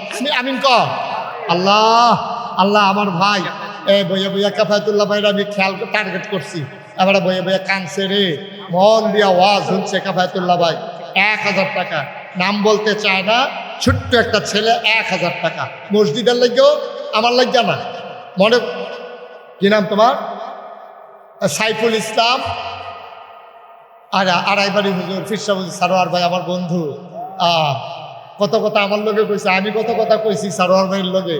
সারোয়ার ভাইয়ের ভক্ত, উনি 10 বস্তা সিমেন্ট দেবে, হুজুরের জন্য দোয়া চায়। মারহাবা বলবেন না? আল্লাহ যেন কবরটাকে জান্নাতের টুকরা বানিয়ে দেন। একজনও খালি যাইয়েন না। হ্যাঁ, 100, 200, 10, 20, 50, 2টা টাকা দাও। বাচ্চারা যারা বুট টুট খাইতে আনছে 2 টাকা দাও, তো ওদের কইতে পারবো আমি মসজিদে 2 টাকা দিছি। আবার ছেলেরা যারা এই বর্ণমালা ফাউন্ডেশনের সদস্যরা আছো, তোমরা একটু ভিতরে যাও, একটু বিসমিল্লাহ বলে ভিতরে ঢুকো। হ্যাঁ, 2 একজন যাও, যারা ইউটিউবার আছো তোমরা একটু ভিতরে যাও, দেখো 100 200 10 20 একজনও খালি যাইয়েন না, 2টা টাকা হইলেও দিয়েন, আল্লাহ দিব ইনশাআল্লাহ, আল্লাহ দেবে, নিয়ে কুলাইতে পারবেন। ও আচ্ছা, মাশাআল্লাহ, একজনে 300 টাকা দিছে, তার মনে একটা আশা আছে, আল্লাহ যেন তার মনের আশা পূর্ণ করে দেয়। সবাই কোন আমি। আমার আরেক ভাই উঠেন না শেষ, আমার দেলোয়ার ভাই ডাক্তার দেলোয়ার হোসেন, আমার কলজার টুকরা দেলোয়ার ভাই 500 টাকা দিছে, আল্লাহ তুমি কবুল করো। খালি মনির, মনিরে মনিরে রে, মহসিন মিয়া দিছে কাইমপুর 500, মনিরে দিছে 200। ভাই শেষ, যারা পারেন দেন, না পারলে নাই। বর্ণমালার উপদেষ্টা আমার আদরের লিটন, আমার আনন্দের লিগে পাগল হয়ে গেছে, দৌড়াদৌড়ি করছে ও লিটন। ভাই একটু দোয়াটা করে যান, সবাই মিলে আমরা তওবা করবো এখন। যারা পারেন দেন, আর আমার সাথে সবাই মিলে তওবা করেন। ওয়াসিম 2000, সবাই পড়েন। এই ছেলেরা বসে, এই ছেলেরা বসো, এখন দোয়া হবে, বসো সবাই আমার সাথে পড়েন। আহারে, এই ছেলেটার ছোট বোন ইন্তেকাল করেছে মন্দবাগ বাড়ি, তার আব্বা 505 বস্তা সিমেন্ট দেন, আরেকজনে 500 টাকা দিচ্ছে। সবাই আমার সাথে পড়েন। আউযু বিল্লাহি মিনাশ শাইতানির রাজিম, বিসমিল্লাহির রহমানির রহিম, আস্তাগফিরুল্লাহ রাব্বি মিন কুল্লি যামবি ওয়া আতুবু ইলাইহি, লা হাওলা ওয়ালা কুওয়াতা ইল্লা বিল্লাহিল আলিয়্যিল আযীম। হে আল্লাহ, ইচ্ছায় অনিচ্ছায়, প্রকাশ্যে গোপনে, শয়তানের কুমন্ত্রণায় পড়ে, নফসের তাড়নায় পড়ে জীবনে যত গুনাহ করেছি, কবিরা সগীরা শিরক বেদাত, সমস্ত গুনাহ থেকে খালেস অন্তরে তাওবা করতেছি। হে আল্লাহ, গুনাহ মাফ করে দাও, তাওবা কবুল করে নাও। আমিন আমিন, আল্লাহুম্মা আমিন। রব্বানা যালামনা আনফুসানা ওয়া ইল্লাম তাগফির লানা ওয়া তারহামনা লানাকুনান্না মিনাল খাসিরিন। আয় আল্লাহ তাআলা, তুমি তোমার কুদরতি নজরটা দিয়া কায়েমপুর শ্রীপুর ঈদগাহ ময়দানে তাকায়া দেখো, এই বৃষ্টি স্নাত রাতে এখনো টিপ টিপ করে বৃষ্টির ফোঁটা পড়ে, একটা মানুষ উঠে গেল না, চলে গেল না, বাড়িঘর ছেড়ে, আরামের বিছানা ছেড়ে দৌড়ে দৌড়ে সে হাজির হয়ে গেল। মাওলা, সবাইকে তুমি কবুল আর মঞ্জুর করে না। আমার অনেক মুরব্বী বাবারা হাত বাড়াইয়া কান্দে, তুমি মাওলা তাদের জীবনের গুনাহগুলো মাফ করে দাও। ইয়া রাব্বাল আলামিন, ও মাওলা রব্বে করিম, আমাদের আব্বা আম্মা দাদা দাদি নানা নানি আত্মীয় স্বজন ভাই বেড়াদর বংশধর যারা কবরে, তাদের কবর গুলারে তুমি মাওলা জান্নাতের টুকরা বানাইয়া দাও। ও মাওলা, বর্ণমালা ফাউন্ডেশন আমার কলিজার টুকরা না, মাথার গাম পায়ে ফেলে কত কষ্ট করে বৃষ্টির ভিতরে আজকের এই মাহফিলটা দাঁড় করালো গো মাওলা। এই কলিজার টুকরা যুবকগুলারে দিনের খাদেম বানাইয়া দিও। কবরস্থানে যারা ঘুমিয়ে আছে মাওলা, মাওলা কবরগুলারে জান্নাতের টুকরা বানাইয়া দাও। যারা বিদেশে পড়ে আছে, সহি সালামতি বিদেশি জিন্দেগি করার তৌফিক দান করে দাও। আমার ভাই আমজাদ হোসেন সরকার কত ব্যস্ত মানুষ, দীর্ঘ সময় বসে বসে কথা শুনেছে মাওলা, দিনের খাদেম হিসেবে তোমার বান্দাকে তুমি কবুল আর মঞ্জুর করে নাও। মাওলার পাকড়ি পর্দার আড়ালে যে সমস্ত মা বোনেরা বসে বসে শুনতেছেন, আবেদা সালেহা জাহেদা বানাইও। আমার কলিজার টুকরা যুবক গুলার দিনের খাদেম বানাইয়া দাও। আয় আল্লাহ, ও মাওলা রব্বে করিম, আমি আসি আর না আসি, আমি থাকি আর না থাকি, আজকের এই মাহফিল উপযুক্ত খাদেম দিয়া কিয়ামত পর্যন্ত তুমি মাওলা কায়েম আর দায়েম রেখে দিও। আল্লাহ যারা বিদেশে পড়ে আছে সহি সালামতে রাইখো, যার যত অভাব আছে দূর করে দাও, যার যত পেরেশানি আছে উদ্ধার করে দাও, যারা ঋণগ্রস্ত ঋণ মুক্ত বানাইয়া দাও, যারা অসুস্থ শিফায়ে কামেলা নসিব করে দাও, মুরব্বী যারা দীর্ঘ হায়াত দিয়ে দাও, যারা ছাত্র জেহান কুশাদা করে দাও, যারা বেকার চাকরির ব্যবস্থা করে দাও, অসুস্থ যারা শিফায়ে কামেলা নসিব করে দাও। আল্লাহ মাওলা রব্বুল কারীম, ঈদগাহ উন্নয়নের কাজ চলতেছে, ঈদগাহের কাজ সমাপ্ত করার তৌফিক তুমি দান করে দাও। সবার অন্তর ঈদগাহের জন্য একটু ভালোবাসা পয়দা করে দাও। ইয়া রাব্বাল আলামিন, আমি যেমন করে চেয়েছি তোমার ঘর মসজিদের জন্য, সবাই তৌফিক অনুযায়ী দানের হাত বাড়িয়ে দিয়েছে। আল্লাহ তুমি এই দানগুলোকে কবুল আর মঞ্জুর করে নাও।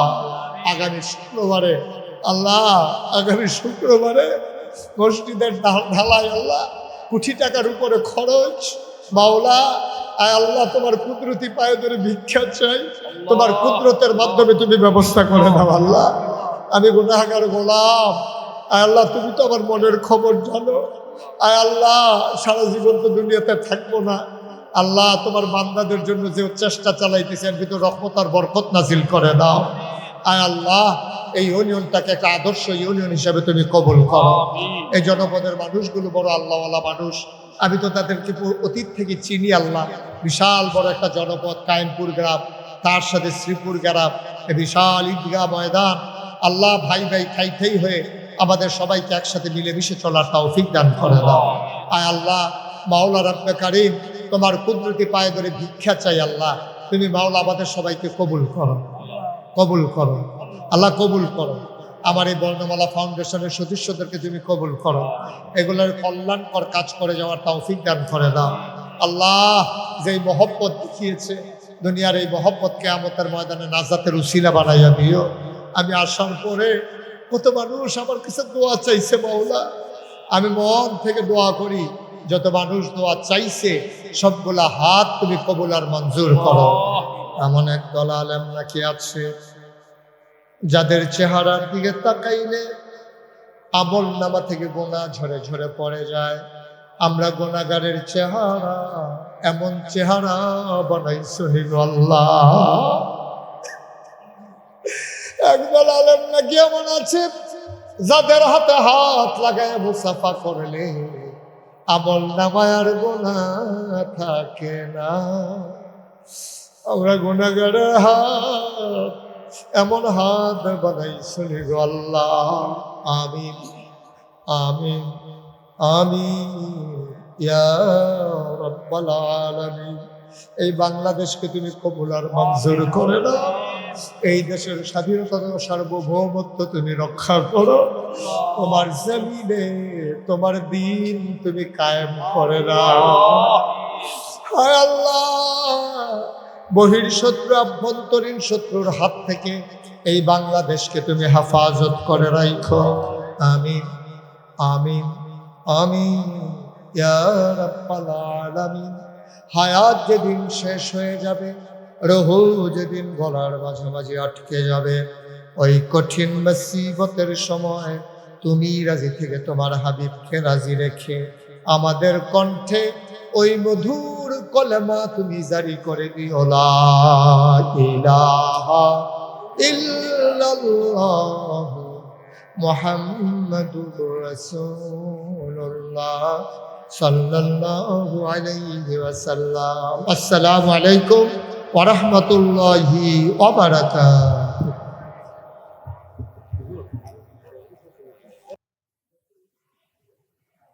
কিন্তু সে যদি হজ করতে যায় তার গায়েও কি এহরামের কাপড়, সেও গোলামটা। এখানে এহরামের কাপড় স্বর্ণ দিয়ে বানানো যাবে নি? এটা হজ। বলেন এটা কি? হজের ব্যাপারে আগামী জুমাতে আরো গুরুত্বপূর্ণ কথা হবে। এই হজ আমাদের দেশ থেকে যারা করে অনেকেই হজের মর্যাদা বুঝে না। ওই হজের আগে মেজাজ যা, হজের পরেও মেজাজ আরো। হজের আগেও সুদের টেহা লাগাইছে, পরে আরো বেশি লাগায়। আসেনি? বলেন, তালবিয়া পাঠ করেন, বলেন লাব্বাইক। এভাবে নয়, আবেগ দিয়া জোরে লাব্বাইক আল্লাহুম্মা লাব্বাইক লাব্বাইক লা শারীকা লাকা লাব্বাইক ইন্নাল হামদা ওয়ান নি'মাতা লাকা ওয়াল মুলক লা শারীকা লাক লাব্বাইক আল্লাহুম্মা লাব্বাইক লাব্বাইক লা শারীকা লাকা লাব্বাইক ইন্নাল হামদা ওয়ান নি'মাতা লাকা ওয়াল মুলক লা শারীকা লাক। লাব্বাইক আয় আল্লাহ, আমি হাজির। আল্লাহুম্মা লাব্বাইক আয় আল্লাহ, আমি আপনার সামনে হাজির। ইন্নাল হামদা, সমস্ত প্রশংসা কার, ওয়ান নি'মাতা, সমস্ত নিয়ামত কার, লাকা ওয়াল মুলক, রাজত্ব কার। সার্বভৌমত্বের একচ্ছত্র মালিকানা আপনার। শোনেন, মঞ্চে দাঁড়ায়া যে সমস্ত নেতারা বলে ক্ষমতার মালিক জনগণ, ক্ষমতার উৎস জনগণ, আমি ফতুয়া দিলাম তার ঈমান নাই, সে কাফের হয়ে গেছে। হজ করার সময় বলে লাকাউল মুলক, ক্ষমতার উৎস আল্লাহ, আবার ভোট পাওয়ার সময় কয় আপনারাই ক্ষমতার উৎস। তো তুই কি গাঁজা খাই আইছিস? ক্ষমতার উৎস কে? পৃথিবীর মানুষ কখনো ক্ষমতার উৎস হতে পারে না। পৃথিবীর মানুষ যদি ক্ষমতার উৎস হইতো, সমস্ত মানুষ মিল্লা বৃষ্টি নামাইতেও পারতো, বৃষ্টি থামাইতেও। আল্লাহর আযাব গজব থামাবার ক্ষমতা কারো আছে? পৃথিবীতে সবচেয়ে সুখী দেশ বলা হয় নরওয়ে। কোথায়? কিন্তু আপনি কি জানেন নরওয়ে 2 মাস সূর্য ডুবে না, 2 মাস সূর্য উঠে না। তো তারা যদি ক্ষমতার মালিক হইতো, সূর্য কি তারা ডুবায় রাখতো?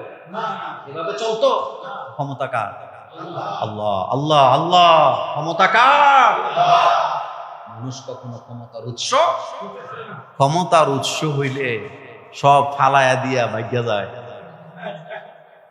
হ্যাঁ বলেন না কেন? শ্রীলঙ্কার গভর্নমেন্ট বাগছে না? তারপরে কি সিরিয়া বাশার আল থাকছে না, বাগছে? তা আমাদের তো এরকম বাগুইনা ইতিহাস কুটি কুটি আছে। যত কথাই বলেন, একটা মানুষ তার রাজত্ব ফালাইয়া কখন বাগে বলেন তো আপনি? যখন আর কোনো অসহায়, উপায়, বুদ্ধি কিছুই নাকি এর আগে বাগে? নমরুদ ক্ষমতা ছাড়ছে, ধ্বংস হইছে, কতটা অসহায় অবস্থায়। ফেরাউন কতটা অসহায় ছিল, পানিতে ডুবে মরতেছে। ফেরাউন বোধহয় সাঁতার জানতো না। আপনারা এটাই মনে করেন যে না, ফেরাউন বোধহয় সাঁতার জানতো না, কিন্তু চুবাইছে কে? খুলিকাল ইনসানু দাঈফা। বলেন খুলিকাল ইনসানু। আল্লাহ বলছে আমি মানুষ বানাইছি দুর্বল করে। বলেন মানুষ দুর্বল করে আল্লাহ বলেছে। এই জন্য হজ করতে গেলে এটাই ঘোষণা দেই, আল্লাহ আপনিই তো রাজত্বের মালিক, আপনি ক্ষমতার মালিক, আপনার দরবারে আমি ভিক্ষুক, আমি হাজির হয়েছি। লাব্বাইক আল্লাহুম্মা লাব্বাইক লাব্বাইক লা শারীকা লাকা লাব্বাইক ইন্নাল হামদা ওয়ান নি'মাতা লাকা ওয়াল মুলক লা শারীকা লাক। হারাম টাকা দিয়া হজ করলে হজ হবে না। মানুষের হক নষ্ট কইরা হজে গেলে হজ হবে না। ঋণ কইরা মানুষের কষ্ট দিয়া ধোঁকাবাজি কইরা হজে গেলে হজ হবে না। এজেন্সির টাকা বাকি রেখা হজে গেলে হজ হবে না। তোমারে হজ করতে কইছে কেন? আমার কিন্তু কোনো এজেন্সি নেই, আবার ভুল বুঝছেন না, এজেন্সি করারও আমার নিয়ত নেই। কিন্তু কিছু কিছু নেতা আছে এজেন্সির মাধ্যমে হজে যায়, তাদের টাকা দেয় না। আমি নাম বলতে পারবো আপনাকে এরকমের নেতা। আমি ডকুমেন্ট ছাড়া কথা বলি না। কুমিল্লাতেই আছে বড় দলের বড় নেতা, হজ করে আসছে 5 বছর 10 বছর আগে, বেড়া করে টাকা দেয়। এরকম বাটপার আসেনি? আবার কেউ কেউ আছে, টাকা আছে, ছেলেরা বিদেশে থাকে, হজ কেন করতেছে? মানুষেরা হাজি করবে, মানুষেরা কি বলবে? হজ হবে না। অমা উমিরু ইল্লা লিয়াবুদুল্লাহ মুখলিসিনা লাহুদ্দিন। আপনি ইবাদত করতে হবে ইখলাসের সাথে। কিসের সাথে? ইখলাসের সাথে। হজের ব্যাপারে আগামী জুমাতে ইনশাআল্লাহ আপনাদের জন্য গুরুত্বপূর্ণ কিছু কথা থাকবে। খুব বেশি প্রশ্নের জবাব দিব না, কয়েকটি প্রশ্নের জবাব আমি দিয়ে দিই, বাকিগুলো আগামীতে দেব ইনশাআল্লাহ। সমিতিতে যদি টাকা রেখে লাভ না নিয়ে যদি মূলধন নেই, তাহলে কি নেওয়া যাবে? সমিতিতে টাকা যদি সুদে লাগায়া থাকেন, এটা জায়েজ নেই। এটা কি নাই? এটা হারাম। নাম্বার 2, বিপদে পড়া মুনাফা পাইছেন, এটা না নিয়ে উপায় নাই, তাইলে নিবেন, কিন্তু নিজে খাবেন না, গরিবদের জন্য খরচ করবেন। কাদের জন্য? কথা কয় না কেন? ব্যাংকে আপনার কাছে 10 লাখ টাকা আছে, আপনি ব্যাংকে সুদি ব্যাংকে রাখিয়া মাসে মাসে টাকা উড়াইবেন, বইয়ে বইয়ে খাইবেন, এই সুযোগ ইসলামে নেই। আপনি শ্রম দিবেন, কাজ করে খাবেন, এগুলা সুদ। সমিতিতে টাকা রাখবেন, লাভ আনবেন, এটা সুদ। ইচ্ছা করে আপনি, এটা কোনো দরকার নাই, টাকা আপনি সমিতিকে কেন দিবেন? আর একটা কথা বলি, বাংলাদেশে সমিতিতে টাকা দিয়া টাকা ফেরত পাইছে, এটা খুবই ক্ষীণ। একথা সত্য নেই? এটা খুবই ক্ষীণ। এই জন্য সাবধান, সাধু সাবধান। এই সমিতি টমিতি বাদ। কিসের সমিতি করেন? সমিতি যখন করে তখন লোভ দেখায়, পরে সমিতি ওলাদেরকে আর খুঁজে পাওয়া যায় না। এটাই হইছে বারবার, এটাই হইছে হাজারবার হয়েছে। এরপরেও মানুষ লোভ সামলাইতে পারে না। আজকে যদি আমি জুমুরে ঘোষণা দেই, আমার কাছে টাকা দেন, 1 লাখ টাকা করে দিবেন, মাসে 10,000 করে পাইবেন, আমি নিশ্চিত অনেকে জমি বেচে আমার কাছে টাকা দিবে। খুব আমাদের ইমাম সাহেব হলো ফেরেশতা আমার কাছে, ওনার কাছে টাকা দিলে কোনো ভয়ই নেই। এরপরে দেখবেন ইমামও নাই, টেহাও নাই। এরকম ঘটনা আসেনি? এই সমিতি টমিতি বাদ। কিসের সমিতি করেন? দুধ দিয়ে গোসল করলে কি গুনাহ মাফ হয়? এ কথার সাথে ইসলামের কোনো সম্পর্ক আছে কিনা? শোনেন, দুধ দিয়া গোসল করা এটা হিন্দু ধর্ম থেকে আসছে। কি ধর্ম থেকে আসছে? আমি উত্তরবঙ্গে গেছিলাম, রংপুর এর দিকে, এক জায়গায় দেখি একটা পাথরের উপরে দুধ দিয়ে পূজা করে। কত মন দুধ যে এ পর্যন্ত এটাতে ডালছে, এনে গেলে এমন গন্ধ ভয়ানক। দুধ নষ্ট হলে খাওয়া যায়? দুধ দিয়ে গোসল করবে, দুধ দিয়ে অজু করলে অজু হইব নি? ফয়েজ ভাই সামনে চলে আসেন। দুধ দিয়ে অজু করলে অজু হইব, গোসল হইব নি? দুধ দিয়ে পবিত্রতা অর্জন করা যায়? পবিত্রতা অর্জন করতে কি লাগে? পানি লাগে। পানি ছাড়া গোসলও করা যায় না। সুতরাং এটা অপচয়। এটা কি? দুধ আল্লাহ খাওয়ানোর লেগে দিছে, এটা দিয়ে গোসল করার জন্য আল্লাহ দেয় না। মেয়েদের জন্য ইসলামে বিয়ে কি বাধ্যতামূলক? মেয়ে ছেলে নয়, সবার জন্য বিয়ে করা, এটা সামর্থ্য থাকলে বিয়ে করবে। শোনেন, একজন সাহাবা রাসূলের দরবারে এসে বললেন, রাসূল আপনি আমাকে ঈমান আর আমল শিখান। রাসূল শিখাইলেন, লম্বা হাদিস তো। সাহাবা বলেন, হুজুর আপনি যা যা বললেন আমি তা করব, তাই করব। আমি সারা বছর রোজা রাখবো, নফল নামাজ পড়বো, কিন্তু রাসূল আমি বিয়ে করব না।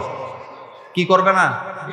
আল্লাহ রাসূলের চেহারা মোবারক কালো হয়ে গেছে। রাসূল বললেন, আমি ঘুমাই, আমি জাগি, নামাজ পড়ি, নফল নামাজ পড়ি, আমি রোজা ভাঙি, আমি রোজা রাখি, আমি স্ত্রীদের কাছে যাই, আমি বিয়ে করি।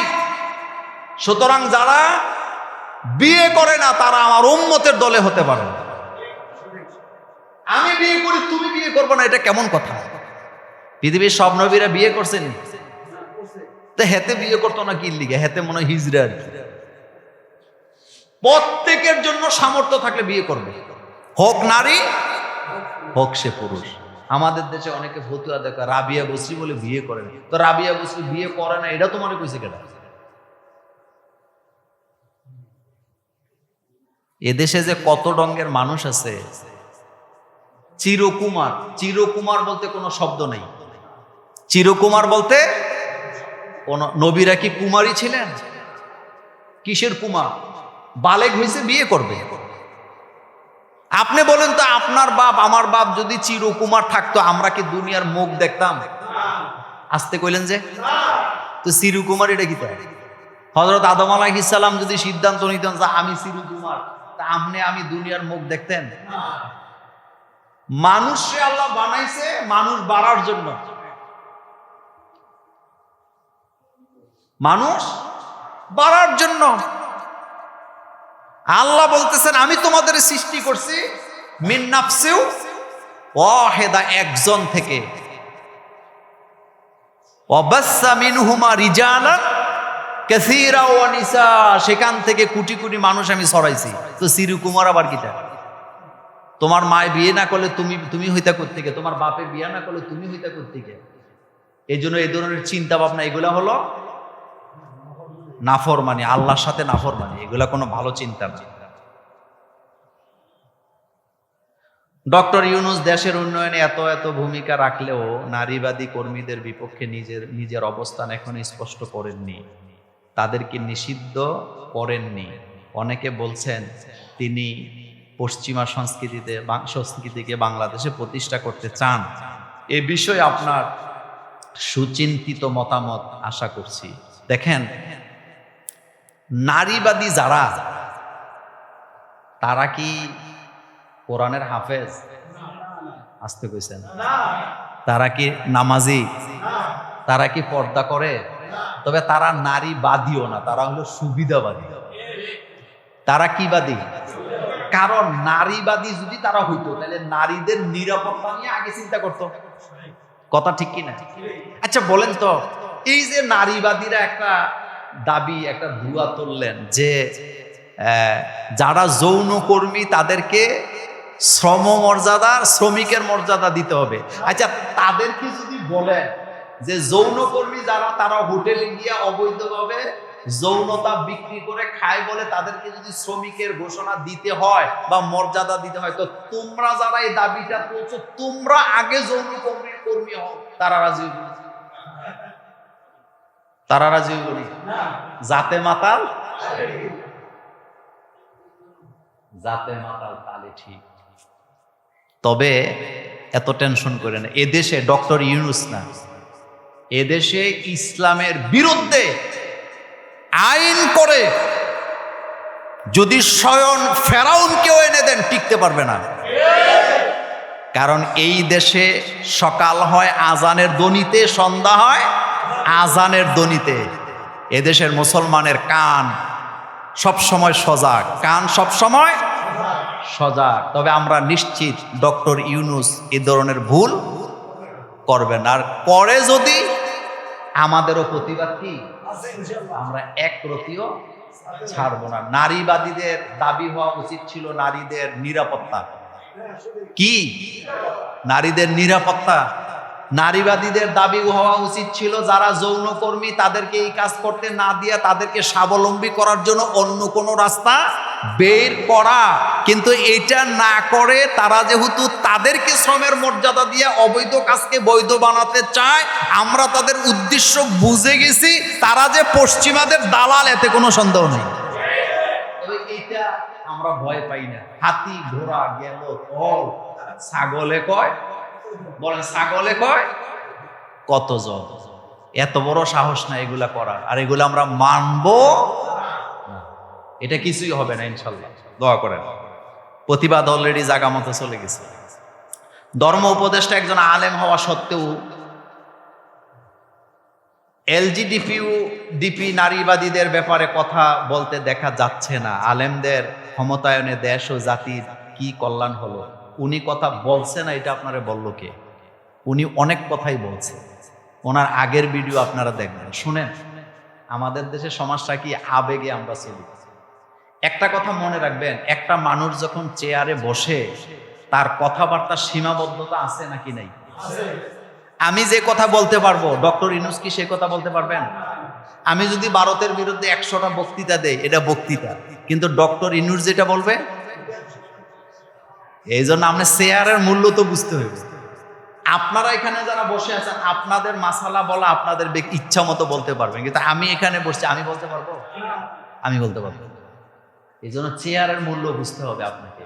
বাংলাদেশের সেনা প্রধান যা যা কথা মন চায় বলতে পারবে? এটা কি সম্ভব? না। এই জন্য চেয়ারের একটা মূল্য আছে। উনি বাংলাদেশ সরকারের একটা অংশ, কিন্তু এটা ইসলামিক সরকার না। এটা কি সরকার না? এটা ইসলামী সরকার। এই বিপ্লব কি ইসলামী বিপ্লব ছিল? উনি কেমনি কথা, উনি কথা বলছে, আগে অসংখ্য বক্তৃতা আছে, উনি বলছেন, বলে নাই কে বলছে? ওনার মন মগজ পুরাটাই ইসলামের। শুনেন, বর্তমানে যদি বাংলাদেশের ধর্ম উপদেষ্টা, বাংলাদেশের বিখ্যাত আলেমদের একজন, সকল সকল লাইনে তার জ্ঞান আছে, অনেক জ্ঞানী মানুষ তিনি। আপনি তারে সোজা মনে করেন না, কি ওনার ব্রেন, আপনি আশ্চর্য হবেন। কাউমি অঙ্গন, আলিয়া অঙ্গন, সকল অঙ্গনে তার কি আছে। এবং ওনারে যে উপদেষ্টা বানাইছে আপনি মনে করেন এমনি এমনি। আমরা সমস্ত আলেমরা দাবি জানাইছি, ওনার নাম আমরা প্রস্তাব করছি, তারপরে এটা গৃহীত হয়েছে। তো সুতরাং উনি কথা বললে বন্ধ হবে তা না। আমরা জনগণ হইলাম এমন এক জায়গায় আছি, একটা কথা ইংরেজিতে আছে, মেজরিটি মাস্ট বি। সুতরাং আপনারা দাবি তুলবেন যে এদেশে ইসলাম বিদ্বেষী কোনো আইন হতে দেওয়া হবে না। নারীবাদীদের জ্বালা কি জানেন? আল্লাহ পাক কোরআনের মধ্যে বাপের সম্পত্তিতে বাইরে দিছে ডবল, বোনেরে দিছে অর্ধেক। এটা কি ইনসাফ হইল? অথচ ইসলাম ধর্ম ছাড়া অন্য কোন ধর্মে বাপের সম্পত্তিতে মেয়েদের কোনো অধিকার নাই। তো তারা তো হেডে নিয়ে কথা কয় না। একটু খেয়াল করেন, তারা ওইটা নিয়ে কোনো জ্বালা নাই। জ্বালা কোন জায়গায়? মানে মুসলমান ধর্মে বোনেরে অর্ধেক দিছে, এই জায়গায় জ্বালা। আর অন্য অন্য ধর্মে বাপের সম্পত্তিতে মেয়েদের কোনো অধিকারই নাই। বিয়ার সময় যা দেওয়ার দিয়ে বিদায় করে দেয়, হেডে নিয়ে কোনো কথা আছে না। এবার শোনেন, আমি বলি, নারীবাদীরা অঙ্কে জিরো। বলেন অঙ্কে কি জিরো? মানে তাদের অঙ্ক, যোগ অঙ্ক বুঝে না, বিয়োগ বুঝে না, ঐকিক নিয়ম বুঝে না। আপনি বলেন কিভাবে? একটু খেয়াল করেন, খুব মনোযোগ দেন। কোরআন বলছে এক বোন, দুই বোন যদ্দুর পাবে, ভাই অদ্দুর পাবে। মানে কোন বাপের যদি 2 লাখ টাকা থাকে, কয় লাখ? 2 লাখ। যদি 2 মেয়ে থাকে, 1 ছেলে থাকে, তাহলে ছেলে পাবে 1 লাখ আর মেয়ে পাবে 50। আচ্ছা, আপনাদের কাছে জানতে চাই, আল্লাহ কি ইনসাফ করে না জুলুম করে? আচ্ছা, কিভাবে করছে একটু শোনেন। নারীবাদীরা যে অঙ্কে ফেল, এটা আগে শোনেন। মনে করেন একজন ব্যক্তি মারা গেছে, তার 2 মেয়ে 1 ছেলে, টাকা ছিল 2 লাখ, ছেলে পাইছে 1 লাখ, বড় বোন পাইছে 50,000, ছোট বোন পাইছে 50,000। আমাদের দেশে ভাই আগে বিয়ে করে না, বোনদেরকে আগে বিয়ে দেয়। হ্যাঁ, এখন ভাইয়ের কাছে কত টাকা আছে? 1 লাখ। বোনদের কাছে কত কত? এখন বড় বোনের বিয়ে ঠিক হয়েছে, ছোট বোনেরও বিয়ে ঠিক হয়েছে। বোনদের কাছে 50-50 আছে তো। এখন বড় বোনের বিয়ার মোহর 1 লাখ, ছোট বোনের বিয়ার মোহর 1 লাখ। তাইলে বড় বোন ছোট বোন বিয়ের পরে স্বামীর কাছ থেকে 1 লাখ 1 লাখ পাইছে। এখন বোনদের কাছে কত? কথা কন না কেন? 1.5 লাখ। ভাইয়ের কাছে কত আছে? এখন ভাই বোনদের বিয়ে দিয়া বিয়ে করতে গেছে, গিয়া ভাই আবার 1 লাখ টাকা মোহর দিছে। এখন ভাইয়ের কাছে কত?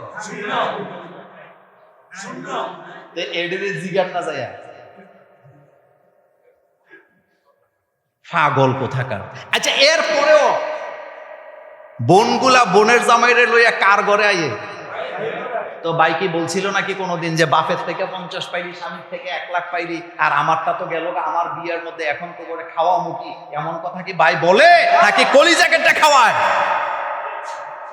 বাংলাদেশে এমনও ভাই আছে ঋণ কইরা বোনদের খাওয়ায়, আসেনি? 40 বছর বয়সে যদি বোনটা তালাক প্রাপ্তা হয়, বলেন তো ভাই বোনটা কার বাড়িতে যায় উঠে? তো নারীবাদীরা অঙ্কে পাস না ফেল? আসলে এটি বাদিটা দি কিছুই নেই, এদের কিচ্ছুই নাই। আপনি যা দেখেন এগুলো সব আর্টিফিশিয়াল। এদের মাথা তো কিছু নাই, ভিতরেও অঙ্ক মিলাইতে পারে। একজন সুন্নি আলেম ইমামকে বলাৎকারের অপরাধে গণদোলাই ও পিঠুনি দিয়ে হত্যা করছে। এলাকার মুসল্লি ও কমিটির লোকেরা, যার মামলা ও পুলিশ নিচ্ছে না। এদেশে ইমামদের জীবনে কি কোনো মূল্যায়ন নেই? দেখেন, আমি এই ব্যাপারটা জানি না। আল্লাহ পাক বলছে, তুমি যে ব্যাপারে জানো এই ব্যাপারে আসলে আমি জানি না। তবে আমি শুধু একটা ভিডিও দেখছি যে এরকম একটা লোক, তাকে পানি দেওয়া হয় নাই, তবে পানি না দেওয়াটা বড় অপরাধ হয়েছে। আর 2 নাম্বার কথা হলো, এ ব্যাপারে আরেকদিন বলছিলাম, আইনকে নিজের হাতে তুলে নেওয়া এটা জায়েজ নাই। আপনি যদি ইসলামের আইন প্রতিষ্ঠা করার জন্য আন্দোলন করেন, প্রচলিত রাষ্ট্রের আইন মাইনেই আপনাকে করতে হবে। আপনি নিজের আইন দিয়ে তো পারবেন না। আরেকটা কথা হলো, আমাদের দেশের মানুষ, কিছু কিছু মানুষ এতটা বিবেক হারা, কেউ যদি বলে যে এই সোফ হগলে যায় মাস শুরু করে, আপনারা বলছে কেন এভাবে মারতেন? অপরাধীর শাস্তি হবে দেশের আইনে। কিসের আইনে? এই যে মসজিদের বাইরে যদি কেউ জুতা চুর করে একজনের ধইরা মাইল লাগায়, সবাই যেয়ে মারবে। হেতে হাঁটতে পারে না, হেতেও যে ঘুষি দেয়। এগুলো আপনাদেরকে বলছে কে? অপরাধী যদি আপনি ধরেন, আপনি তাকে আইনের হাতে তুলে দিবেন। আপনি মারতে পারেন? কথা কন না কেন? তা আপনি মারবেন কেন? তার গায়ে হাত দিবেন কেন? সে তো নিরপরাধও হইতে পারে। শোনেন, আপনাদের সাবের বাজার অথবা ক্যান্টনমেন্ট স্টেশনে মনে করেন আমাদের মুস্তাক ভাই দাঁড়ায় আছে, মুরব্বী মানুষ, আপনারা দিয়ে করি দাঁড়ায় আছে না, অচেনা একজন মহিলা ওনারে জড়ায় ধরে করল যে মুস্তাক ভাই আমার ইজ্জত নষ্ট করছে। আপনি নিশ্চিত থাকেন, ওখানে যদি 1000 লোক থাকে, একজনও মুস্তাক ভাইরে বিশ্বাস করবে না। বেডি যা কয় হেডে সবাই। কথা কি ঠিক? এটা হলো নারী ফেতনা। এটা কি ফেতনা? Same condition. আমার মসজিদের ইমাম সাহেব কোনো দোষ করে নাই, কিন্তু একজনে একটা তুলে দিছে, হ্যাঁ সবাই নাচতেছে, উনি হুজুর মানে এটা করছে। তা আপনি জানেন হ্যাঁ এটা করছে? আপনি দেখছেন? শরীয়তে, কোরআনের আইনে একজন লোক কারো বিরুদ্ধে সাক্ষী দিতে পারবে না শুই না, নিজের চোখে দেখতে হবে। একজন নারী একজন পুরুষ পাশাপাশি বসে আছে, তাদের বিরুদ্ধে যদি জিনার মামলা হয়, সাক্ষী দিতে পারবে না যদি সে নিজের চোখে জিনা করতে না দেখে। কথা বোধহয় বুঝেন নাই? শূন্য শূন্য সরকারি চলবে না। আপনি জিনার মধ্যে দেখতে হবে তারা জিনা করতেছে, আপনি দেখতেছেন, তাইলে আপনি সাক্ষী দিতে পারবেন। কিন্তু একবারে দুইজনকে পাইছেন, এক ক্রমে পাইছেন, তবুও আপনি সাক্ষী দিতে পারবেন না। আর সেই জায়গায় কারোর অপরাধী বললে আপনি পিডে মাইরা ফেলবেন, এইটার এই অধিকার তো আপনার নাই, বরং আপনি খুনির কাতারে আপনার নাম উঠবে। এজন্য আইন হাতে তুলে নেবেন না। অনেকগুলা রয়ে গেল, আর পারলাম না, একটা দিয়ে দিই সর্বশেষ। বাইতুল মুকাররমের খতিব সাহেব ভিডিও করতে খুব কড়াকড়িভাবে নিষেধ করেন। তাহলে যে কোনো ইসলামিক বিষয়ে ভিডিও করা কি হারাম? প্রথম কথা হলো, বাইতুল মুকাররমের বর্তমানে যিনি খতিব, তিনি একজন মুখলেস ইমাম। কি ইমাম? লক্ষ লক্ষ হাদিস তার মুখস্থ, বাংলাদেশের শ্রেষ্ঠতম আলেমদের একজন, যিনি এখনো 40-50 টাকা দামে জুতা পরে। কথা কর না কেন? কয় টাকা?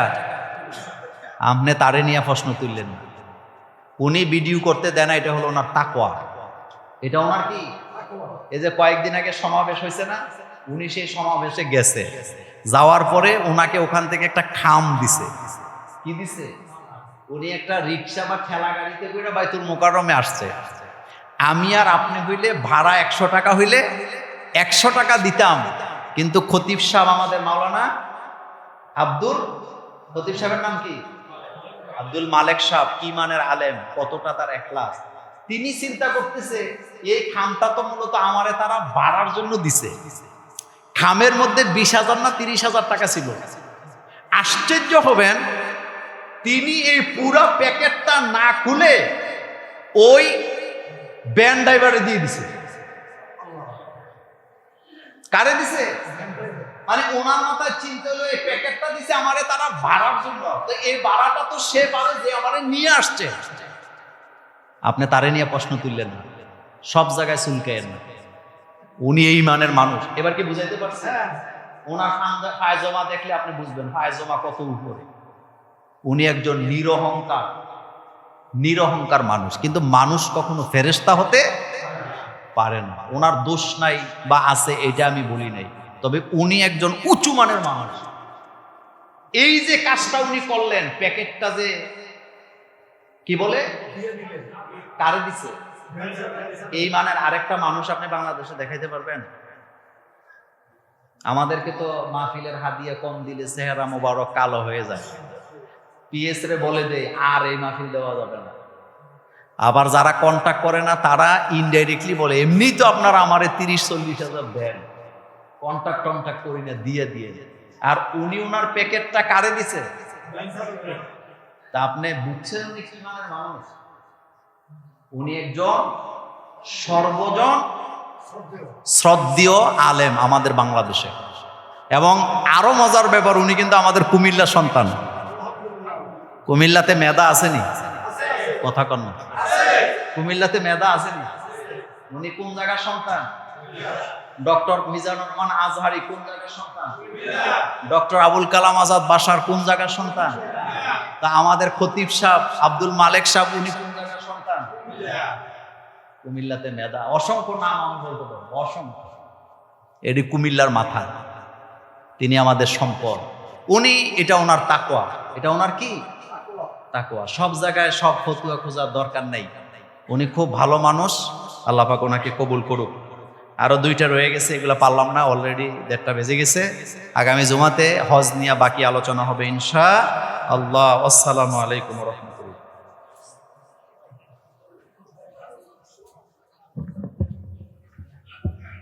তাগুত থেকে বেঁচে থাকার জন্য মুসলমানরা সংগ্রাম করবে, নিজের নফসকে নিয়ন্ত্রণ করার জন্য মুসলমান রাত দিন মানে সংগ্রাম করবে।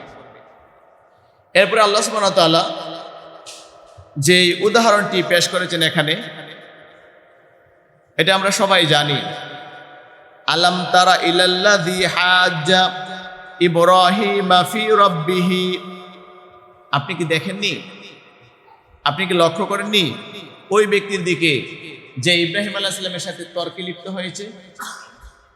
ইব্রাহিম আলাইহিস সালামের সাথে তর্কে লিপ্ত হয়েছে একটা ব্যক্তি। সেই ব্যক্তিটাকে, সেটা হলো নমরুদ।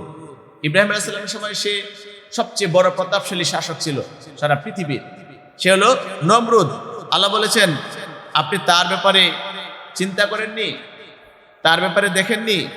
ওই ব্যক্তি যে ইব্রাহিম আলাইহিস সালামের সাথে তর্কে লিপ্ত হয়েছে, ফি রাব্বিহি আন আতাহুল্লাহুল মুলক, তর্কে লিপ্ত হয়েছে এই কথা নিয়ে যে ইব্রাহিম আলাইহিস সালামের রবকে। ফেরাউন জিজ্ঞেস করছে ইব্রাহিম তোমার রবকে? তর্ক হচ্ছে এই ব্যাপারে যে আমি ক্ষমতাশীল, আমি প্রতাপশালী, আমি সারা পৃথিবীর বাদশা, আমার কথা মতো সব চলবে। এই 2টা বিষয়ে তর্ক হচ্ছে।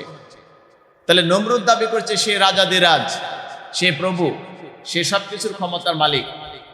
আর ইব্রাহিম আলাইহিস সালামকে প্রশ্ন করছে ইব্রাহিম তোমার রবকে? ইব্রাহিম আলাইহিস সালাম ঠান্ডা মাথায়, সুস্থ মাথায় জবাব দিচ্ছে। সেই জবাবটা হলো ইয ক্বালা ইব্রাহিম রাব্বিয়াল্লাযী ইউহয়ী ওয়া ইউমীত। ইব্রাহিম বলছে আমার রব তো সে যার হাতে জীবন এবং মৃত্যু, মানে যিনি জীবন মৃত্যুর মালিক তিনি হলেন আমার রব। কত সুস্পষ্ট সুন্দর কথা, সংক্ষেপে কথা, বেশি কথা না। যিনি জীবন এবং মৃত্যু দেন তিনি আমার রব। তখন নমরুদ জবাব দিল ক্বালা আনা উহয়ী ওয়া উমীত, আমি তো জীবন দিয়ে থাকি, আমি তো মৃত্যু দিয়ে থাকি। সে সাথে সাথে নিজের কৃতিত্ব প্রকাশ করার জন্য নিজে জবাব দিল আমি জীবন দেই, আমি মৃত্যু দেই। তখন ইব্রাহিম আলাইহিস সালাম বললেন ক্বালা ইব্রাহিম ফা ইন্নাল্লাহা ইয়াতি বিশ-শামসি মিনাল মাশরিকি। তখন বলছেন ঠিক আছে, ভালো কথা, যদি তুমি জীবন মৃত্যুর মালিক হয়ে থাকো, সবকিছুর মালিক তুমি হয়ে থাকো, তাহলে আমার রব তো পূর্ব দিক থেকে সূর্যকে উঠায়, সূর্য উদিত হয় পূর্ব দিক থেকে, আমার রব সেটা করে থাকেন। তাহলে তুমি সেটাকে ফাআতি বিহা মিনাল মাগরিবি, তুমি সেটাকে পশ্চিম দিক থেকে উঠিয়ে দেখাও। তোমার যদি এতই শক্তি থাকে, আমার রবের বিপরীতে কাজটা করে দেখাও দেখি। তুমি এখন পশ্চিম দিকে উঠিয়ে দেখাও। নমরুদের শক্তি এবং চিন্তা স্তম্ভিত হয়ে গেল, সে স্তব্ধ হয়ে গেল, এখন আর তার কোনো ভাষা নেই। ফাবুহিতাল্লাযী কাফার, আল্লাহ বলেছেন যে সে হতভম্ব হয়ে গেল। অস্বীকারী ব্যক্তি যে কাফের, সে হতভম্ব হয়ে গেল, তার কোনো জবাব মুখ দিয়ে আর বের হলো না। আল্লাহু লা ইয়াহদিল কওমাজ জালিমিন, আর আল্লাহ রাব্বুল আলামিন কোন জালেমকে হেদায়েত দান করেন না। যুগে যুগে আল্লাহর বিধান যখন প্রচার করা হয়, তখন এক শ্রেণীর লোক বের হয়ে যাবে, তারা আল্লাহর এই বিধানের বিরুদ্ধে লেগে যাবে। এক শ্রেণীর মানুষ বের হয়ে যাবে, যারা আলেম ওলামা, আল্লাহর ওয়ারিস, মানে আল্লাহর দেওয়া বিধানের প্রচারক, নবীদের ওয়ারিস, এই কাজ যখন করতে থাকবে, তারা এর বিরুদ্ধে লেগে যাবে। যে যুগে যুগে হবেই। এটা হয়েছিল নমরুদের আমলে, এটা হয়েছিল ফেরাউনের আমলে, এটা হয়েছিল আবু জাহেলের আমলে। আমাদের নবীজির আমলের যে সবচেয়ে বড় ফেরাউন। সম্মানিত মুসলিম কিরাম, এই নমরুদ ইব্রাহিম আলাইহিস সালামকে আগুনে নিক্ষেপ করেছিল। কেন? তার সাথে তর্কে যুক্তিতে পারে নাই। তখন নমরুদ অগ্নি শর্মা হয়ে গেল, তাহলে ইব্রাহিমকে গ্রেফতার করো। আর ইব্রাহিমকে গ্রেফতার করার পিছনে তার আপন